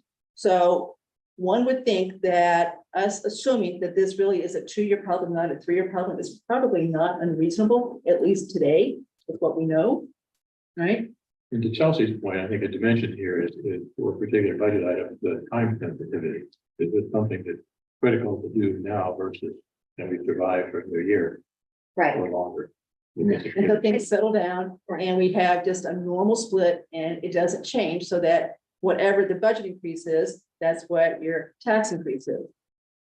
Another thought is for those departments who maybe have something that could come up that they're budgeting for and they're being conservative, that, you know, it could happen. You know, working with advisory on being aware of those if we end up cutting it so that they do have a mechanism. If it comes up, we want to pay for it, right? And we want them to go ahead and do it. I'm just thinking like, you know, going through the dispatch budget, there's, you know, we've added a 5th dispatcher. We haven't been able to have 5 on at a time. Like, what does the part-time and overtime look like, right? And, you know, that's just one example that I can think of, not to pick on dispatch, but, you know, do we need to increase it as much as we do? We may need to, or we may not need to if we have 5 dispatchers full-time, right? So it's those unknowns. So for the increases, you know, is there a way for us to work with advisory on those in particular? I think you just need to understand what level of liability you're willing to assume for some of these things. And that's, you know, anything with public safety and overtime is a good point. But again, you got to make sure advisory is your partner on this. Yeah. Because they're going to be the ones that are going to have to provide that cover to that Yeah. liability come to pass. Yeah. Okay, if you go back to every for a moment, it's Headley, but I think, you know, Brian really is a fan of stabilization, right? He's been trying to get this done for years. I know. We've got $16,000 in our stabilization fund, which we've had for years, right? That year, you know, years ago, probably 20 years ago, where it was $3 million and we cut it at the town meeting, went negative as far as our tax rate increase. It's stated that it's gone up a little bit, you know, it is invested, earns some income, every once in a while got a little bit of it, but it's $600,000 for use, right? It's not much. With this, we still got quite a bit of room in the levy as far as what we could do. So we definitely have the cushion there that you want. So no one should be unhappy about that. Moody's and S&P should be okay with that, so you can use that as part of, what our excess cash is, so that goes into that, so I think we're okay there, but I think Brian's gotta get rid of that. Nor is this going to stabilization, I know it's peanuts, but I hate to do it to him. I know. But I think probably this is not the year to. So let's say we had $3 million in our stabilization account going into this year, wouldn't you want to pull some from there to Oh, help yeah, us? yeah. So like, we're almost like Yeah. putting it in to put it in because we want to put it in, but we actually could use taking some out. Yeah. But I will say this, I would never propose taking anything out of 600. No, but I'm There's just, 600, there's a reason that 600 was agreed upon. There is a math reason for it. So I think that's probably where maybe 100 can come from. I think he can get him that. I don't think he's got to do what he's doing with Eversource. I think he can get another 100 out of that. I don't think he's got to do it this way. I think he can probably get 200 more out of the free cash if we leave the 250 that we've talked about, which we'll get to when we get to St. Mark's as far as funding the Light Touch Park, right? So that's coming out of free cash, or if we didn't have that, we could put another 250 into free cash. I mean, but all I'd like to do is if you take a look, it's free cash from last year was 1,661 or 681. So I would like it to go back to 1,681 if you again keep that steady, right? Because that's part of this problem too. It's gone down from 1,681 to 1,502. So that affects it too. That's $180,000 it's come down. So I'd like to see it go back up and not change from year to year on that one. He's got the money to do it, I think. Okay, he needs his buy-in on that one, so. and what are we doing with OPEB? Okay, so OPEB, he's already changed his too, so I asked him to take, they wanted, Mark, for good reason, and Brian wanted to increase the OPEB contribution from 250 to 400. Because the Algonquin settlement is now paid in full, right? Yeah. So he wanted to take that $200,000 and not let it bleed back into the budget. Instead, put it towards something else that is important to start saving for. So that was the intention behind increasing that from 250 to 400. There's nothing actuarially telling us to do that. We can talk about that when we look at the financial statements, but it was just because the 250, we've got used to it. We paid, 7 years, whatever that we paid for. So just use it someplace else instead of letting it go back in the budget. I don't think we can afford to. So Brian has taken that 400 and put it back to 250 with what you're seeing here. So that's already done. Wow. Okay, so we can't do that. It's already done. Okay. Which I think that makes sense too, because again, I think that actuarially, from what we've seen most recently, we will actually get to the fully funded thing by 2040. Yeah. Yep. With the 250. Mhm. Except that the market went down so much in 22. I'm not sure that's still going to, there was no place to hide in 22. So it affected bonds and stuff. And So we'll it's see if hard they, to predict. yeah, so we'll see if they've had to pay that because the market, so all 122. Okay, so that's already in here, guys. So we can't process. So everything I could think of that I thought you guys would, I would have to do as far as seeing this. So I didn't leave you a whole lot of Do other things to do. you think that the 14% shift for this year might be? Okay, but I'm looking at the numbers here. Yeah. Which 7.96. I mean, one thing I'm struck by is how the average house value under that is up to 915. Okay, so for FY 22, right, it was like in the high sixes. So just pretty striking. Yeah. In 2 fiscal years, the average assessed home value could go from a little under 700 to over $900,000. But So do you think that? I think you This- just said the this number is wrong. Did you say, so it's 803 to 903, not 603 to 903? I'm looking at 950. Average house value. Yeah. I am too. So that to me is an 23, 8, not a 6. And I know it's not 6. So Mm-hmm. the one I'm looking at is 803 to 903 That's the 23 number, 24 number. is 903. 903. Yeah, but I thought Andrew said 603, so I'm trying to, No, I remember in the back of my head that the average, if you look at this rev cap from a couple of budget cycles ago, that between FY 22 and FY 23, this is just a historical point, it doesn't really matter much, but the increase went up above $100,000 and the average. I agree. So it is, I agree with you. Everyone seems to be assuming that that's not going to happen again the next for between FY 24 and FY 25. That's what we just said. So remember, your values are due on January first, right? So 1/1/21 to 1/1/22 was huge. That's one we saw last year, right? So that was, I don't have the numbers to talk, but that was like 692 to 803, okay? So that, we've already done that one, okay? Okay. Now we're talking about going from 1/1/22 to 1/1/23. We don't know the 1/1/23 number, but he is projecting that to be 903. So it's huge. We're saying the average, now this is median. So, no, excuse me, this is average. So this is literally adding up all the values of the houses divided by the number of houses. So this is just a mean, right? Is now $903,000 as of 1/23. Average. So. No, it's amazing. Okay. Okay, so now. Mr. Sabelli this is not coming from him. The market did slow down toward the end of 22, November, December, it did start, because that's when interest rates were going up, right? Fed started raising rates, mortgage rates were going up, so it did slow down. But he doesn't think it slowed down enough to not use the 16%. He just, as of last year, but we used 12 and again 16, he thinks we've got to use 16 all the way through town meeting, and then if he's a little bit high, good for us, it's going to be a smaller tax increase. Yeah. But we've got to assume that for now, because we won't know anymore on March 25th. The opportunity for fee increases that we haven't pursued. Well, even if you do that, so you get back that local revenue pot, that don't mean we get enough to go say, you gotta get Carla and Brian to agree to raise that local revenue pot. So we should always do that, right? But it probably won't help us I here. don't think there's a lot there. We've beaten that one pretty hard, I think, historically. Okay, so let's turn to capital. Let's talk about capital and see if there's anything on it that anyone would like to see taken off for fiscal year 24. Ambulance fund, that's not gonna affect anything because it's being paid for by ambulance fund. So the things that would affect the budget would be the ones that are coming out of the general fund.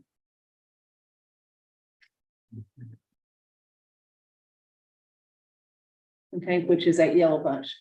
Okay. I mean, I hate to do this. But sidewalk maintenance, I mean, That's what I so gosh, like, I know. I really don't want to take it out, but we do have ARPA. We do. money for that. Yes, we know we So, got Are we 74,000. better off with the time restriction that we need to do, use the ARPA money to focus on using that for sidewalk maintenance first, rather than having this go into a account or an article that can, Be carried over. yeah, I really hate to cut it, because everybody wants sidewalks. Well, we're gonna be But doing this a is lot of maintenance, sidewalks. right? The 704 in ARPA is supposed to be for okay, new sidewalks, okay, right? well, that's But look, true. I circled the same thing. That's the only thing I can figure out that we could take out, because we had, this would be, we know we want it, we keep taking it out because we can. So that's the only thing I see on here that is worthwhile. Does that Take it out. mean that Now. leave zero? Now, one thing that will be done between now and March 25th, I will be meeting with the school, right? To basically, discuss our budget situation, right? So some of the things that we see here might be removed, okay, by the time we get to town meeting, but we can't count on it yet. Yeah. And we know what those things might be, we know what the prime candidates are. Not much obvious here, other than the sidewalk. Yeah. So for the police cruisers, that's one of the biggest. 148, that's two. The possibility for a nonprofit purchase on those, which we've done before. That's what I just said. Same. I just said I need to go over there. We can't count it right now, but we know what we normally ask for, right? And so, you can see things that might be prime. Yeah. That, but there's nothing really big on here other than, Furnace. for PW, 15,000. which is small. right? Yeah, That's on what the I'm other saying. hand, Pick that's up sort some of, pennies here and there. So, what we can take out, we got her road money, that's not coming out. John Parent needs his $100,000 for that, so that can't be taken out. The stuff that's in that kind of beigey section below it, we've already talked about. The 100,000 may come out for stabilization. We're gonna meet with SAP, so that's just to affect the recent compensation study they did. So I don't see anything there we can take out. Mark, do we have, backup? You don't need to answer this right now, but just thinking through the sick and vacation time fund, have we validated that? Yes. That's, okay, That number actually has come down. okay. Okay, so we need what's here's what you're saying. Yes. Okay.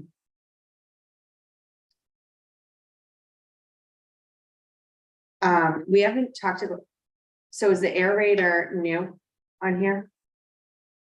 For the cemetery?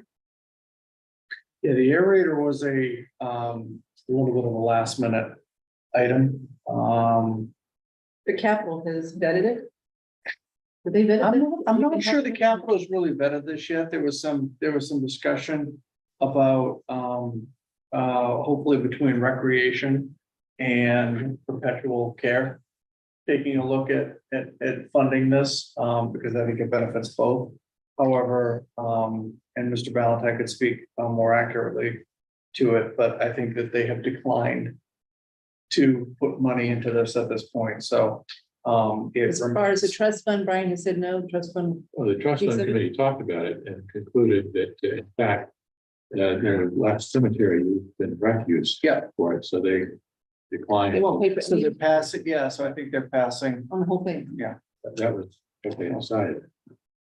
I don't know that the answer from recreation is final at this point, but that is kind of where we are. That's why it's still So the sitting. commentary was that's more of a one-time kind of deal. You don't use that every week. So the question about rent one of those for a few weeks and do what we need and then not have to buy the thing. Mhm. So I don't know where that wound up, but DPW, I guess. was thinking about it. Right, can we stay on the sidewalk plan for a second? Is there any support for removing that besides Cheltenham, maybe? You're talking about taking it completely, Maintenance.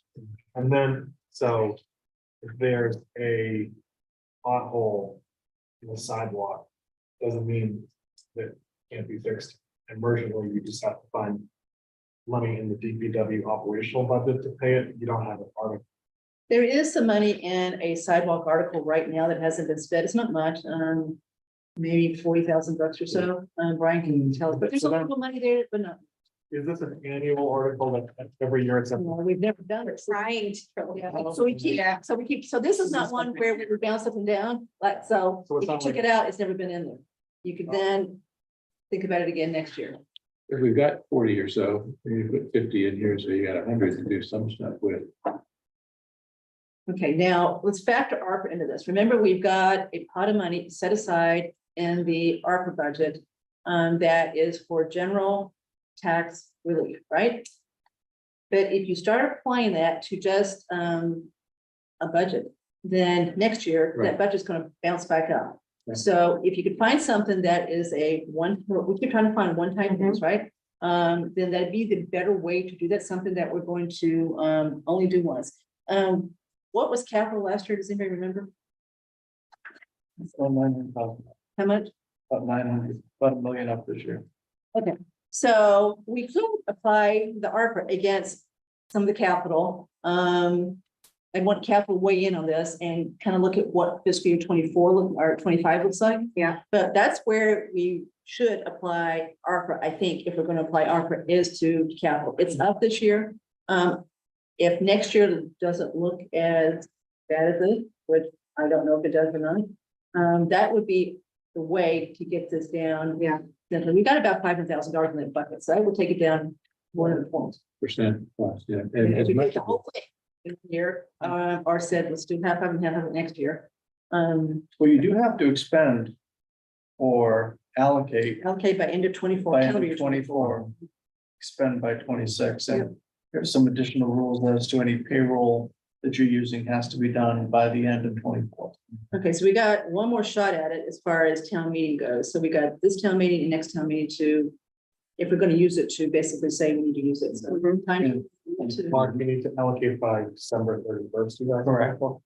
And spend by 26. So I think, though, if we're gonna use ARPA to offset some of these capital items, then we should pull it off the warrant.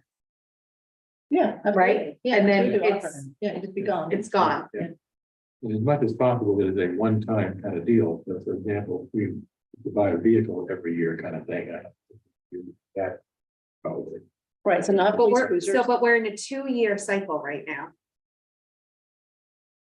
Sorry, we're in a true, a 2 cruiser year, Yeah. so it does fluctuate already. But remember what makes I know, idling cruisers, okay, okay, okay. so idling cruisers off. Okay. But for example, we don't buy the truck every Yeah. year for DPW. We do road maintenance, so you don't want to do that. So there's a couple things that, So, but with the truck though, isn't that split between water and? yes, Okay. Yes. yeah. So I it's wouldn't, I would 135. keep it in water. Yeah, keep the Okay. piece of water is water. and Yeah. Pay for Yeah. the town side of it. Yeah. Okay. So, again, you already said this, Kathy, but there's no point in. There's no impact to taking something out that is already funded by the capital fund. Right. A revolving fund. Well, let me say this, if you took some, but be careful because what's in there is in there for a reason, right? So there's not much you could take out. A lot of it is just picking up where you left off. But if you did take it out, they give you more to put something else in there, but I don't know what to put in there that is. Right. The type of stuff we put in the ambulance fund. So I think you leave that alone. But not any huge pieces there, but things like police rifles. Where they go. One kind of deal. That's why we might, As much of the trucks. Yeah, that's one that Startling could, because that's, they're gonna last a long time, right? Yeah. So we could take it, we could think about that as far as ARPA. Funded. And the GBWX furnace, that's a. Yeah. Non-recurring kind of thing. So maybe, I don't know, could we get, several $100,000 out of that? Yeah. And And then one thing we could do, going back to budgets for a moment, so if you've got like planning board, I haven't looked at the detail of the budget, I assume that it's up in part because of what they told us tonight. As far as the extra help they need to, Okay. right, so that may be one shot, I don't know if they need it for the next year or not, but if they only needed that for fiscal year 24. Yeah. Then we could use ARPA against that and they could still get what they want, knowing that we expect the budget to go back down the next Well, year. that's also that's something that kind of fits like the original intent, frankly, of ARPA. right, Okay, that's a good idea. and they could use it for more than 1 year. Yeah, sure. I mean, it would carry longer than just putting it in an operational budget if they don't use It it. would, so we've said it's designated, we've Yeah. allocated, and then they would just submit bills against the plan. Yeah. So you wouldn't have to worry about what's in a budget, nor it closing out at the end of the fiscal year. so that's again, sort of a question for Brian, it depends on how much of that kind of thing Yeah, can you find in this? And how much do we have in the general tax relief? Okay, About $500,000. Look for 400, 500, see what you could find there. So what is your appetite as far as how much to use? We really should probably try to do something like that tonight, because that is our decision, no one else. Given what you said about the tax shift future, I think that's a good bet to say probably will be prepared for 25. So I'm going to spend most, if not all of that this year. Okay, well, someone threw out a I think number, that's- let's that agree, makes let's sense to agree me to that because You're basically kind of going all in. for this year. Right. Thinking that's over with as far as this, divergence of increases in values. And that would not be the roughly 700,000 ARPA for sidewalk. No, that's still there. Okay, good. This is truly. So- so this, and we haven't done anything with the grid number yet. No. Because Sam will let us take it up there. I mean, okay, I mean, so here's where I'm at. I would use I would try to have the finance team find as many one-time items as they can in this budget, including in the operational budgets. To be spent over the period of ARPA. So let's say, I'm gonna pick on planning because they're brought up that example. Let's say that they're looking for backup for technical assistance through 2026, which is when they would need to spend it on, then that gives them longer to do it. And try to find as much as he can, and then move the National Grid parcel, if we max out on that, for next year. And the beauty of that, I know this is a pretty small number as far as talking, but if we had more like that, it'd be perfect, because they're waiting for grants too. If they get those grants, then we put it back into the bucket, right? So it's kind of a beautiful way to put some ARPA money. It's a perfect example of what we should be doing, if it really is one shot. And actually, I continue to believe that the grid property is overpriced at that for a variety of reasons. And we've not actually gone in and negotiated. I know- So I know can we your pull price the is end of zero. the budget? Zero. Yeah. So one thing which this is anticipated in program. One thing we haven't talked about here. But all of this discussion assumes that there's no change in the. Yeah, so if we're gonna get the EDC coordinator funded, if we're going to add the 8 hours for council on aging, if we're going to fund the deputy chief here, we kind of get this down. The 8 additional hours. Council on Aging, wasn't that? There was a grant. that helped- It's for this year with the grant, Oh, Yeah. but they want it to be in the budget for fiscal year 24. But they might get it with the, Oh, they'll still get that grant, but they just don't want to depend on the grant. Because we have asked them not to do that. We've asked them to put in their Okay. budget what they need to run their department as far as their Right. basic services. So they're just doing what we've asked them to do. But what we could do is ask them to, yeah, that's fine, but then move some of your programs over to the grant, so still lower your budget. So we could ask them to do that. I mean, 8 hours is not gonna make or break us, but, EDC, that's expensive. Deputy chief, very expensive, so those are two kind of focus. It's gonna be said completely out. Right. Yeah, it's really expensive. so But for the EDC, I was just doing a quick. There, so it's 70, the increase on the.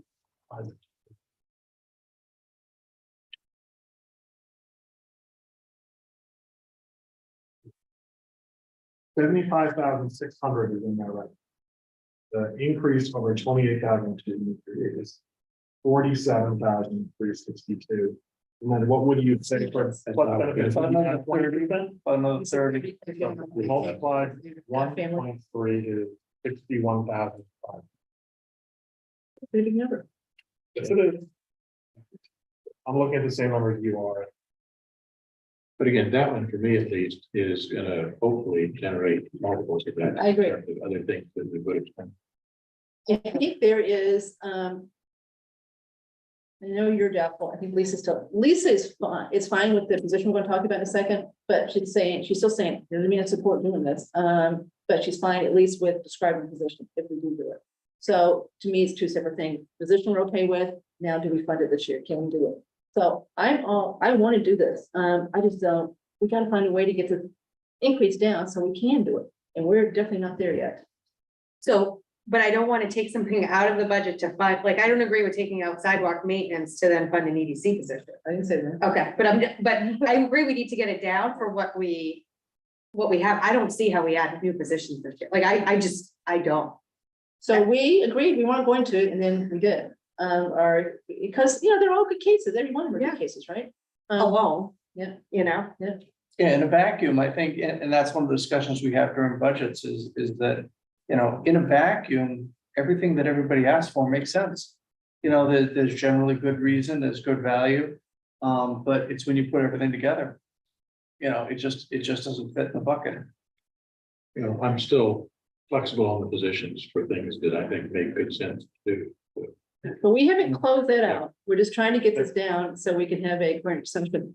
But let's go back to Arthur. So I make a motion that we agree, select board agrees to use up to $500,000 of the bucket called general tax relief against appropriate items in the fiscal year 24 budget. TBD, to be determined, in large part by Mr. Valentine. Second. One-time items. One-time items.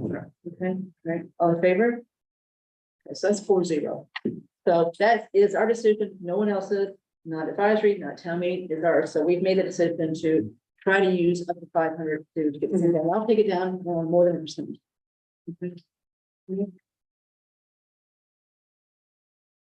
That was the easy one. Okay, so my next question is, do we want to vote to support removing the sidewalk maintenance from fiscal year 24? I'd leave something in there, Okay, so what would you propose leaving there? 50 Okay. emergency kind of thing. Because next year when we're sitting here and it's 200,000, we're gonna say, take it out again, at least if we're doing 50 Well, at every least year. maybe everywhere you put a little bit in it.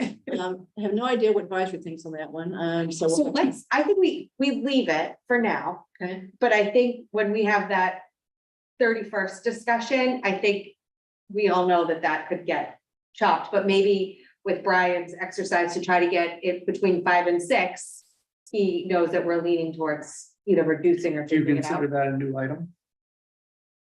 Never funded it Yeah. before. I do. So I think even though it's the second year we've tried to do that, in the same way, a second, year, we've really got people on board to try to do something with stabilization. And we just really don't have the ability, the ability to do it. Yeah. That's still considered something new. So leave it for the moment, okay, just like you said, but what you said is important, so we Yeah. keep that in mind, that may be the first thing that goes when we put in this. Okay, so next question, if we want to agree, do we want to agree on Chelsea's desired 5% as far as the final tax increase for household, for residences? With the 14% or 16? That's assuming 16% as far as the difference in the two. That seems very. I think 6%. 60 is my number, yeah. I would love to do 5. I think 6 is probably more realistic, not realistic. It's gonna be hard, but I think we gotta give Brian, the charge to see if he can do it. I'd say 5 is the first number. Okay, so we can, Between 5 and 6, 5 and 6. we can ask him to do 5 and 6, see what you do, what you have to do for 5, what you think could be cut to get down to 5. And what you would cut, then what you'd add back to get to 6. I just also want to throw another idea for on this topic of the EDC position. I know I'm trying to balance. There's kind of a split here on the board. Some of us want to try to do it this year, see the numbers. I think we have a consensus. We don't want to spread things out appropriately. I mean, when there was an addition, I believe, when there was an additional position Board of Health added it to bridge the gap, some of it was paid for with ARPA, right? So just throwing out there, I mean, one thing you could do is that if we were to add that position, to keep it level funded in the EDC departmental budget and then have the additional increase funded by ARPA, then that would hit the next year. There would be the same increase in fiscal year 2025, but it would hit fiscal year. The increase would be felt in that year rather than. But I don't think we have money left in the ARPA fund. Well, not in that one bucket, if we reallocate an example from National Grid to. I feel like we're getting ganged up on here. Sorry. The sidewalk money, I don't think, but. No. We have 50 left or something at this point. Run it out. Yeah, it's probably 150, and on the 31st, we may have another discussion too, that might add a little bit back to it too. I actually be okay with pulling out some of that grid. Some of it. I think we can get a better deal there. All right, so you'd be willing to be flexible as far as reducing that, right? Because this, you still go to National Grid and say, give us, I know what they said, Yeah. but doesn't mean it's now a new person. Or Give us the land, please. talk about it. Thinking. Yeah, but if you take, you still gotta pay fair market value, so it depends on what they think. It is. And we have to convince the appraiser, it's not worth anything. Yeah. Right, it's landlocked, and whatever. Yeah. Okay, so, Andrew's idea is to then use ARPA money for the first year. And remember, some of the, budget, I don't want to call it tricks, we've just been passed is to start somebody halfway in the year. But just, it doesn't do any good the next year, then you got the full thing in there, so I don't want to do That has that. happened. Starting somebody saying that. Let me tell you, I am totally against that. I'm trying to get out of that. You have Business. stars to prove We it. want steady, Unless I've raised her. So it could end up being a higher rate if it became a full-time position was going to be involved, higher rate than what. So figure that it can't be quoted in the last. There could be a delta in opening pay rate. So take 100 out of National Grid. Do that and put it into the general taxes bucket and then use, and then tell Brian that's what we want to do as far as that goes. Now, I think we need to wait on this because Lisa is going to want to weigh in on that. Yes. So I think it's unfair to make that decision. I think I've heard you. I just figured that since I had a thought on my mind before I lost, I'll throw out the idea. Yeah, that's a good one. ARPA is on the agenda for the 31st, I can already tell you. And it's for a good reason. So we can bring all that up as far as that goes. And keep in mind, as we talk on the community, I'm just trying to get this, so we kind of know how hard to push on the 28th with people, you know, what we really got to push on to try to get it. And just to be clear, I'm okay with taking $100 out of the national grid to send it toward the EDC. Okay, so you're saying, I'm not just gonna take it out, it's gotta So go. now it's a targeted approach. Yeah, I realize that there may be disagreement there, but that's. But wait, you already committed to moving 50,000 to go to sidewalk maintenance, did you, or no? No, I said Oh, 50,000. Reducing it to Reducing it to 250, 250. so there's. Oh, I thought you were moving 50 from red over. No. Oh, Good try, Travis. That's- So he's willing Stay to, alerted. as long as the EDC coordinator position is funded, Yeah. he's willing to fund it in part by moving 100 out of National Grid. Which I could be outvoted on. but That's the deal we are. All right, so, we'll keep They're it. both kind of economic development. All right, so I think the charge to Brian is as follows. He's got $500,000 to be used against what he believes are one-time items, which could include operational budgets, if something that looks like it's one time, won't repeat, right? To try to get the overall tax increase to houses, first of all, to 5% and then to 6%. Show us about what he thinks could be done, but he's gonna have to whack the budget to get to. Yeah, And let him come back and say, take the sidewalk maintenance out. yeah. I bet he will.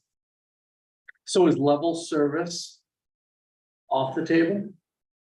In other words, you want to see, you know, Let him, level service, understood, but I just want to make sure that, you know, if the getting to the 5 or even getting to the 6 is reducing the level of service in 24 that you have in 23 for any department. not reducing, but keeping level service. Don't add any software. Well, right, but that's my point. So so you've got to maintain level service. What we're doing in 23, we need to do in 24. Okay, so we could add to our instruction to him is do what we just said, $500,000, one-time items. Try to do 5 and 6, but it's down to that, assume the 16% increase, not 14%. And we want you to use the philosophy of level service to get them.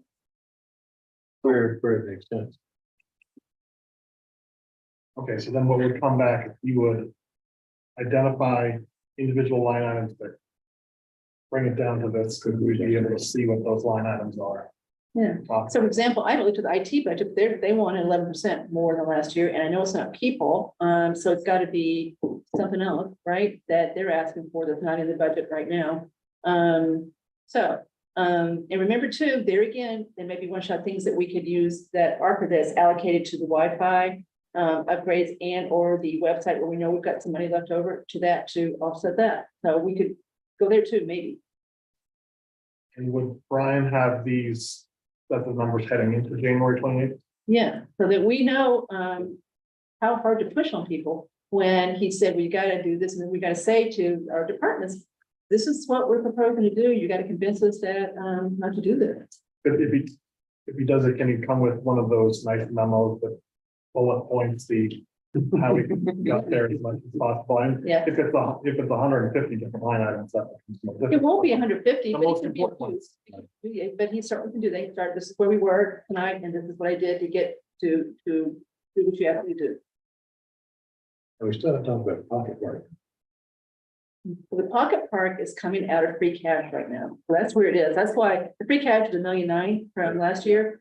So he's taking 250 of that right off the top and saying that's going to, because the article, remember, if you wanted to start the work on the park, do the planning, do the grass, et cetera, you don't want to wait till July. So Right. it would, by doing that, it allows, if everything passes and they get the design done, to start immediately and have money as soon as they're ready.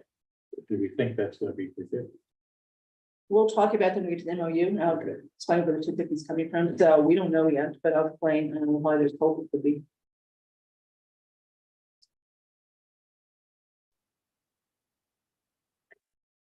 Okay. Give Brian what he needs then? I think so. That was our job tonight, is to provide him direction. That's what our agenda item was. Mhm. Mhm. Okay, so Lisa has not appeared yet. No. Right. No, So she's up. Fairly kind. Okay, everybody happy with where we've ended up on this one? Well, Satisfied. okay, are you, you say about a compromise, no one's happy? Okay, so, Yeah, I think we probably think did on that's- what Yeah, they asked us to do, okay? All right. Okay, approval of the job description for the community development coordinator position. So we got that in the packet, we got the red lined and draft with the red lines taken out. I talked to Lisa today, I've talked to Alan Belniak, and I've talked to Andrew. So remember that we charged Lisa and Andrew to basically sit down with Alan and Rob and make changes that they thought were warranted to what we saw at the last meeting. And so they've done that. What's in front of us tonight reflects that, and they all four appear to agree with what we've got in front of us. And Andrew, you of course will correct me if I'm wrong. That's correct. Okay, and Lisa needs one word change. Let's just get that done. Let's before we forget it. We gotta change. Would to a will. Okay, so if you look at first paragraph, statement of duties, go down 1, 2, 3, 4, fifth sentence or fifth line. She wants the may change to will, which means in addition to the economic development activities, this position will also field requests from other town departments, boards, committees to research and apply for grants. Not that they may, they will. Okay. You okay with that? So Mr. Belniak emailed me back, said they are fine with this draft, both of them. So he has, they blessed it too. So I think we're ready to vote on the actual job description and send it off to the personnel board. I'm fine with the job description. I have one question. Who is the finance board? Who is in here? I know who I think it is. Who do you think it is, Mark? I'm looking for where. What page, Sam? I actually don't see it. I'm looking for it.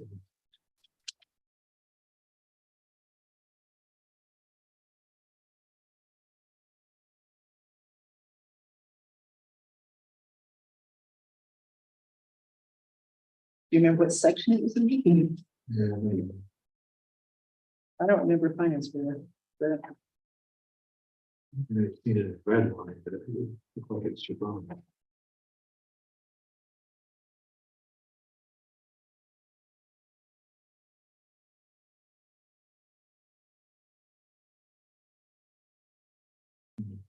Okay, well. there is no official finance board. I don't see it. Okay, I will. Again, just flag it if somebody has a chance to look, I'll look later. So I always think we confuse the, what I consider the town, paid staff. What they call themselves the finance committee, which is Carla, Brian, and Paul, right? And you two probably, right? So before you is what they call themselves, finance committee. And Mark's advisory. Finance team, Okay, yes. all right, so finance team, and then you've got the advisory committee, which is really by state law, the finance committee. For the town, so those two to me sometimes get conflated, but I don't know what finance board is on here, nor do I know what it is. Okay, Okay. So, I will look again and follow up. You can, but we're gonna vote on this. you want to memorialize Sam's parcel in here? Yeah. It's Yeah, in the bullet, okay. I didn't say no. Sam, do you want to add that back? I saw it in there. I thought it was. No, it is in there. Oh, it's in, It okay, is. where It's in is, the what bullet proposed- is it? Second page, fourth bullet up from the bottom. Oh, sorry, I'm looking at the. I'm not looking- Never mind. I'm not looking at the. Looking at the. That's a natural grid is in here, right? It is, so it's fifth bullet up on the second page in the clean version. Okay, so, Yeah. it's in here, so. Mhm. what's No, the- it is. It's here. Yeah. Okay, All right. Okay, any, so I assume you're happy, Andrew, you made the changes, Yeah, right? I made some very minor changes. Okay, so you're ready with what's in front of us, right? Yes. Okay. Kelsey, I'm still not there. as far as voting on the job description. Okay, which is fine. Lisa is clearly fine up with both, but she's fine with it because, what you told me, other than changing the May to will. Okay, so I'm gonna make a motion No, to, I think we can. oh, sorry. No, go ahead. Mary. So under the essential functions, considerable independent judgment relating to economic development issues. So where does the committee come in? And where does, what happened to open government? Sounds like this person's just gonna have the run of any economic development. Okay, now that I've read, say one more time what your concern is.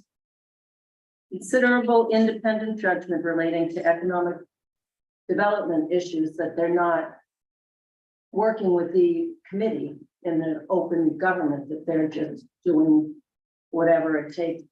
They think under What, I don't see it under essential functions. Where is it?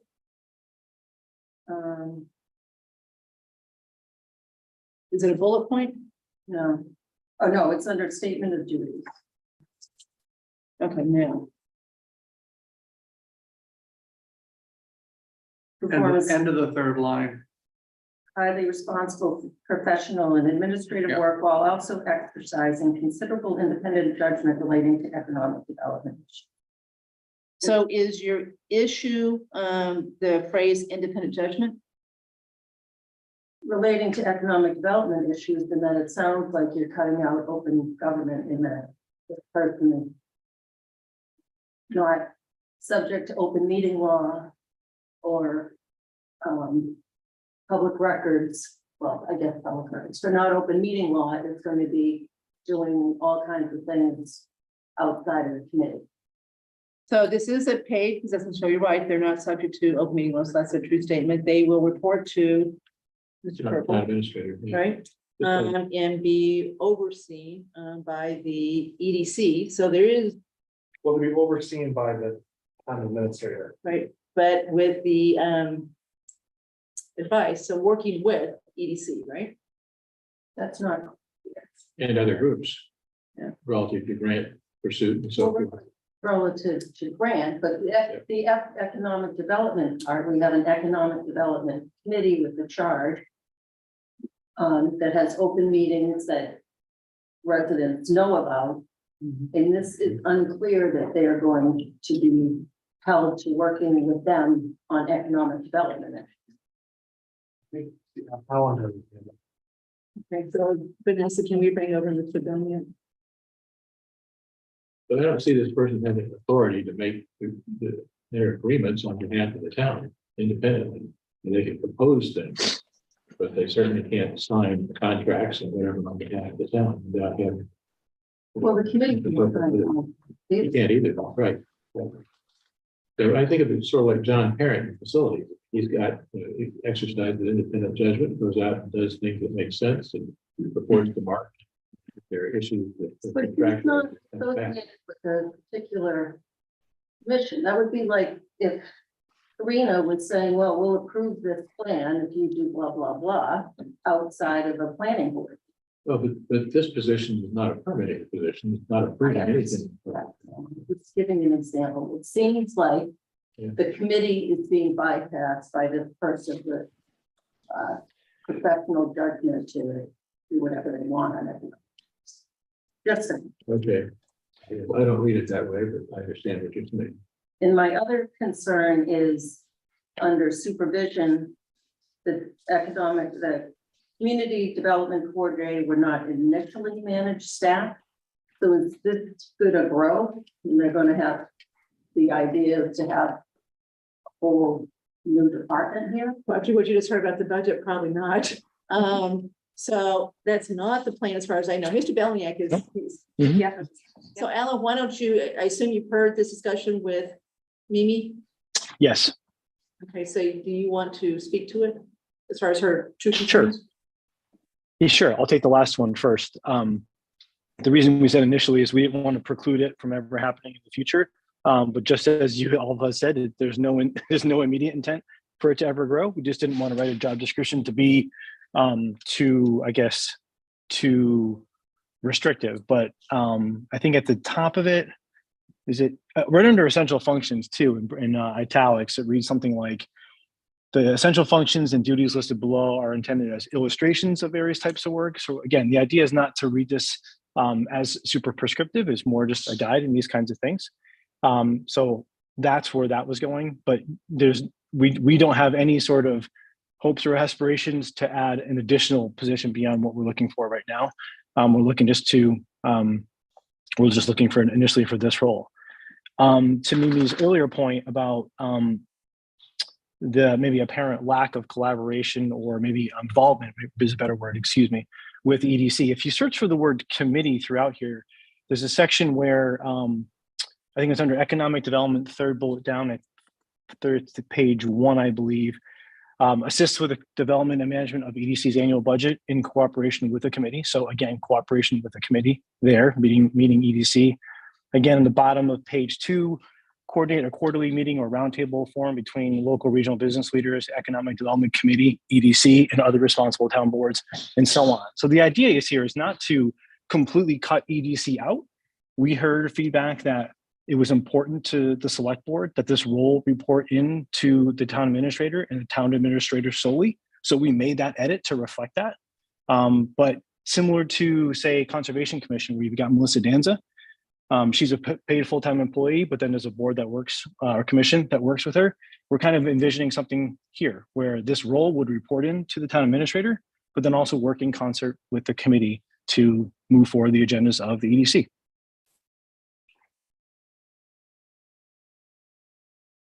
No, doesn't do it. It's too, yeah.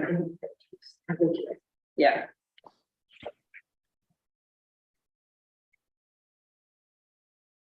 Is anyone concerned, does Chair Mimi's concerned that the coordinator might not work closely enough with the EDC? I don't, I mean, I think practically speaking, be very difficult to do, frankly. So I don't. To work with the EDC? To not work with the EDC. Like the EDC is hugely interested in utilizing this resource and working with this individual. And they're not gonna ignore what's going on out there and have this person wandering around out, doing deals, making agreements, et cetera, without being tightly connected with the EDC and other interests of the town, I think. But that's not clear. And Alan's right, Mimi, in that EDC worked really hard to try to get this position funded. They thought they needed it. They sorely missed Marika at this point. And they were trying to structure this in a way they thought would pass muster with the select board. So that's where some of this kind of brunt of this came from, not because they were trying to create an independent position that truly wasn't tethered to anything. So I'm not worried, I'm not concerned about that. Just because I understand what the intent is. It may not be, perfectly written down, but I really do think that We would want a job description that instructs someone they're never supposed to exercise independent judgment. I think of some tasks that involve independent judgment. For example, like one of the things that Marika was doing was organizing periodic meetings between local businesses and elect board, planning board, other boards. I mean, you can envision there's some independent judgment involved in researching and say, okay, who should be invited in for a meeting, things like that. But that's the trend. That was the trend of the red line edits that went from the original draft to this draft, is to have there be more tight reporting into the town administrator. And again, the original kind of intent of this is to perform the functions that Marika was performing, which we're now missing, but then also coordinate among all town departments the process of identifying for and applying for grants that might have a return to the town more broadly. And we tried to think kind of creatively about, a way that the gap involving Marika's position might be filled, but also to have some more greater return to the town as well. It's a good example. I mean, Mimi, as you think about what Marika did, was her activities something that concerned you about being somehow out of the loop, She did. with the EDC? I guess I listened to a lot of EDC meetings. I don't remember EDC expressing concern as opposed to I encouraging. didn't say that. Sorry, I said things for tough that weren't discussed. But I guess I don't remember EDC commenting that somehow that was not, an appropriate set of actions. They were encouraging her, I thought, to be more active, expansive in terms of the kinds of things she was doing. I had missed that audio. Actually, it cut out. So Mimi, could you repeat what you said? You said something about something not happening. I said Marika did do things that weren't discussed with the committee. Okay.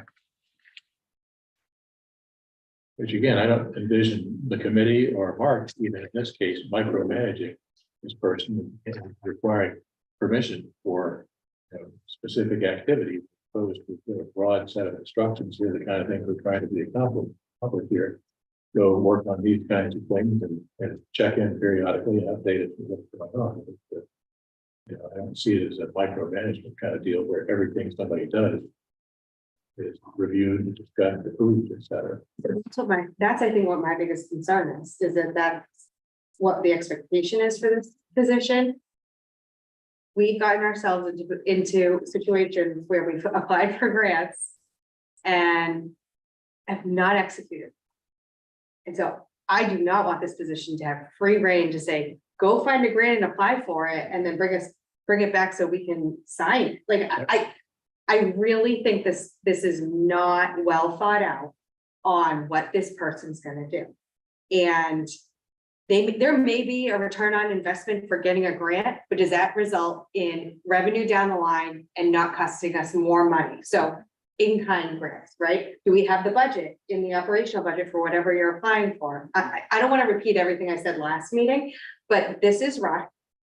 We're in January, and you just articulated that this person's gonna not get micromanaged and be able to go out and get grants. Well, what grants are we talking about? What haven't we gotten? There's a difference between micromanagement, though, and some flexibility in terms of doing the right thing. I think, for example, I see one of Mark's jobs in terms of supervision with input from us is to outline, here are the kinds of things we want to find funding for.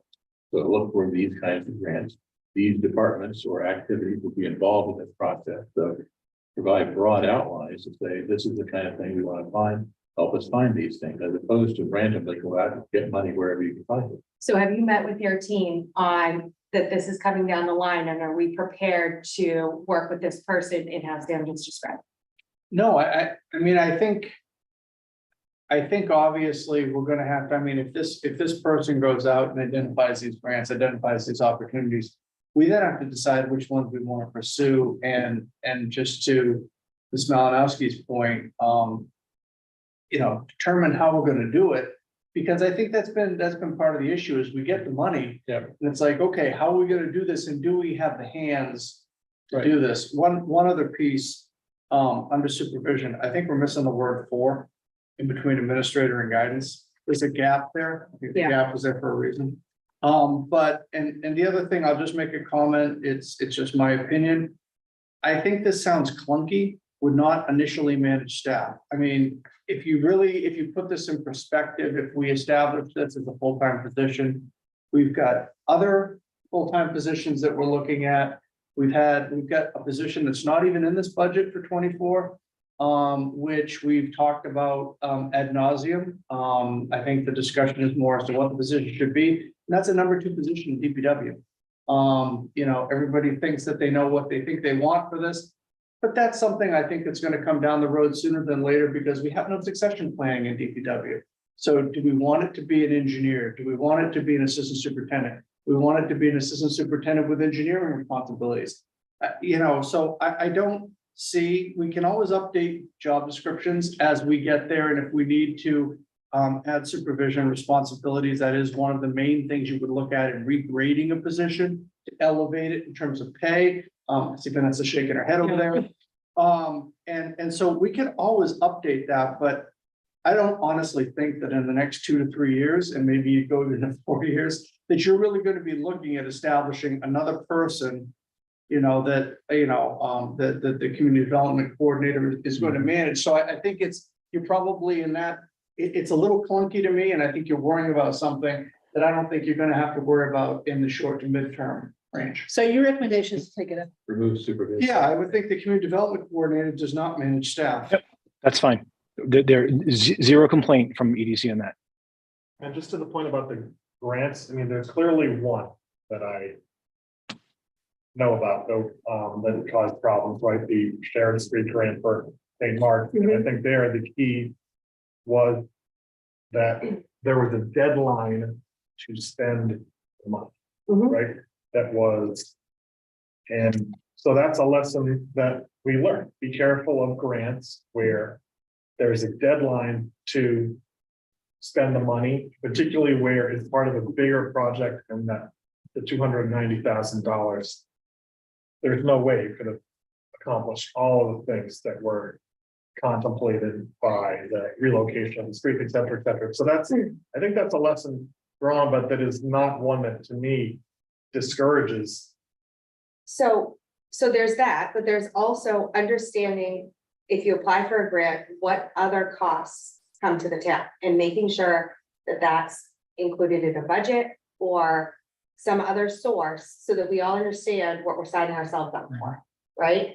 The community one-stop grant, right? I was involved with that when I was on Shopsy, and getting feedback for that on how can we do it better. There's people that are specific to different types of grants, and I would rather see us identify what we should be going for, like you said, Sam, right? Like, do we have a list of, okay, for X department, this is what we could use funding for? Okay. Are there grant writers who specify in those types of grants? And I'd rather see us use that kind of funding rather than fund a full-time position that I'm still not clear how it's gonna work between the two different roles. And actually allocate, put it in the selectmen's budget, whatever, have Mark divvy it out. Say Melissa has something come up that she could really use a grant writer to do something for Concom. I'd rather see us fund something like that, that's specific for something that we really want to go for, rather than, I don't know.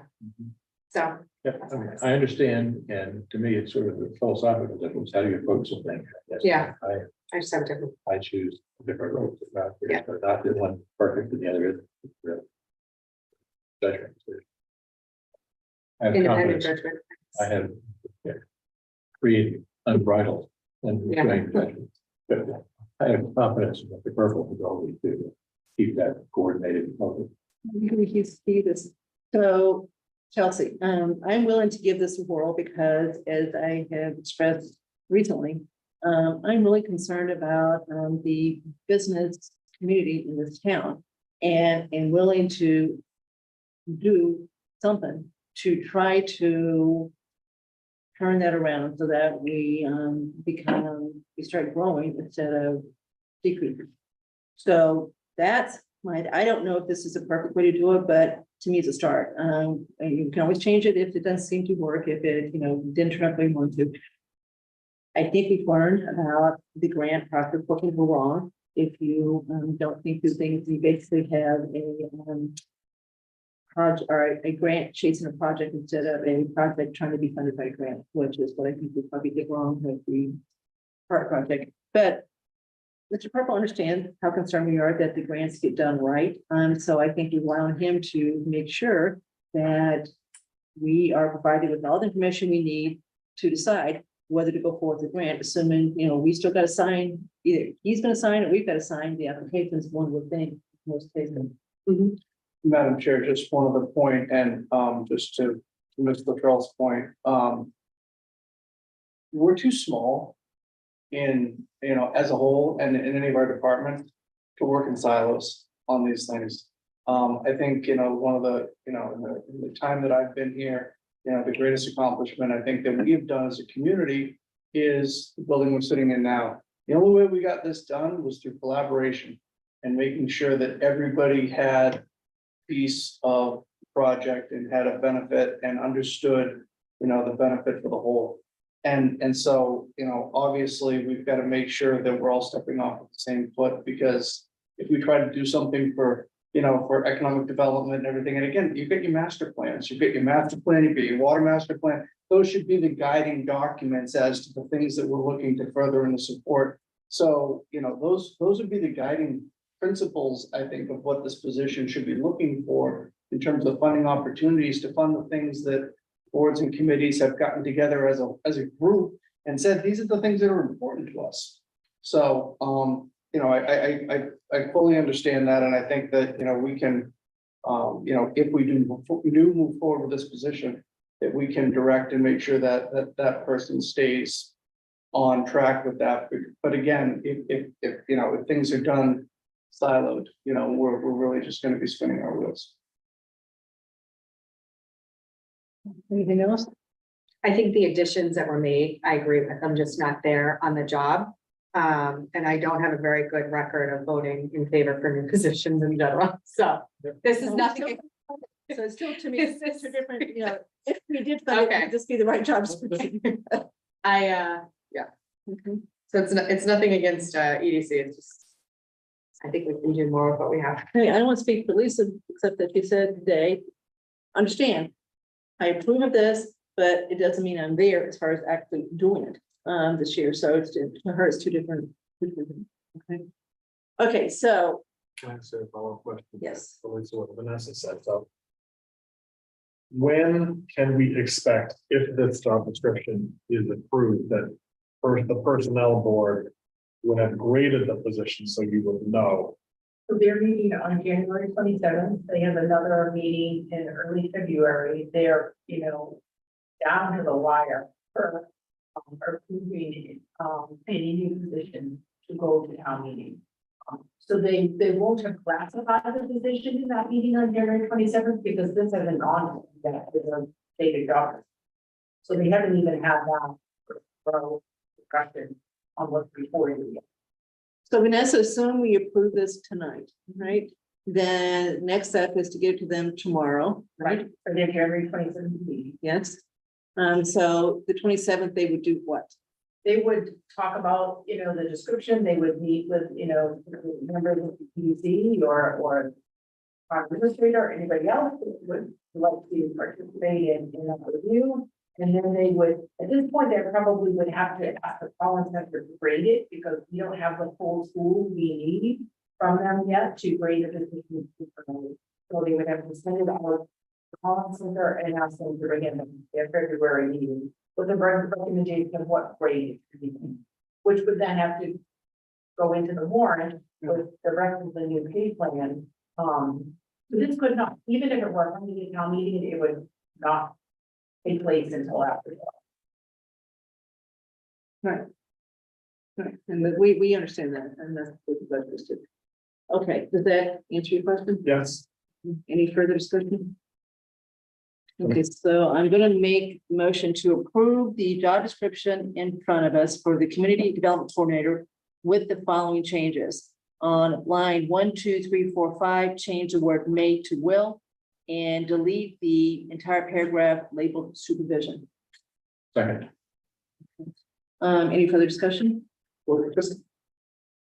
I think what Mr. Purple was suggesting is Yeah, supervision, but just say, I get the sense that's something. I think we what, Want to have. my suggestion is simply to delete the word, replace the word would with does, delete the word initially, and then put the word for back in place in the second line between administrator and guidance. Okay, so a minute ago, when I said delete the whole thing, you guys said yes, you didn't mean it. Okay, so you want to say community development coordinator does not initially manage staff and reports to. No, the committee, it does not manage staff. I said, Right? does Yeah, not. Yeah, but you said Get rid of- initially. So get rid of Yes, get initially. rid of initially. Yeah, Okay, does not manage staff. Okay, keep going. and reports to the town administrator for guidance. That's it. And, yeah, I mean, like I said, it's. I don't know how you feel about second. Call. Is the senior tax full time? Yeah. Whatever. I'm fine with giving it. Okay, so I'm going to amend the motion. So the motion is to approve the community development coordinator as written in front of us on the draft copy with the following changes. Line 1, 2, 3, 4, 5 is being changed from may to will, as far as position will. Also filled in the paragraph under supervision, it is going to read, instead of what's in front of us, the community development coordinator does not manage staff and reports to the town administrator for guidance.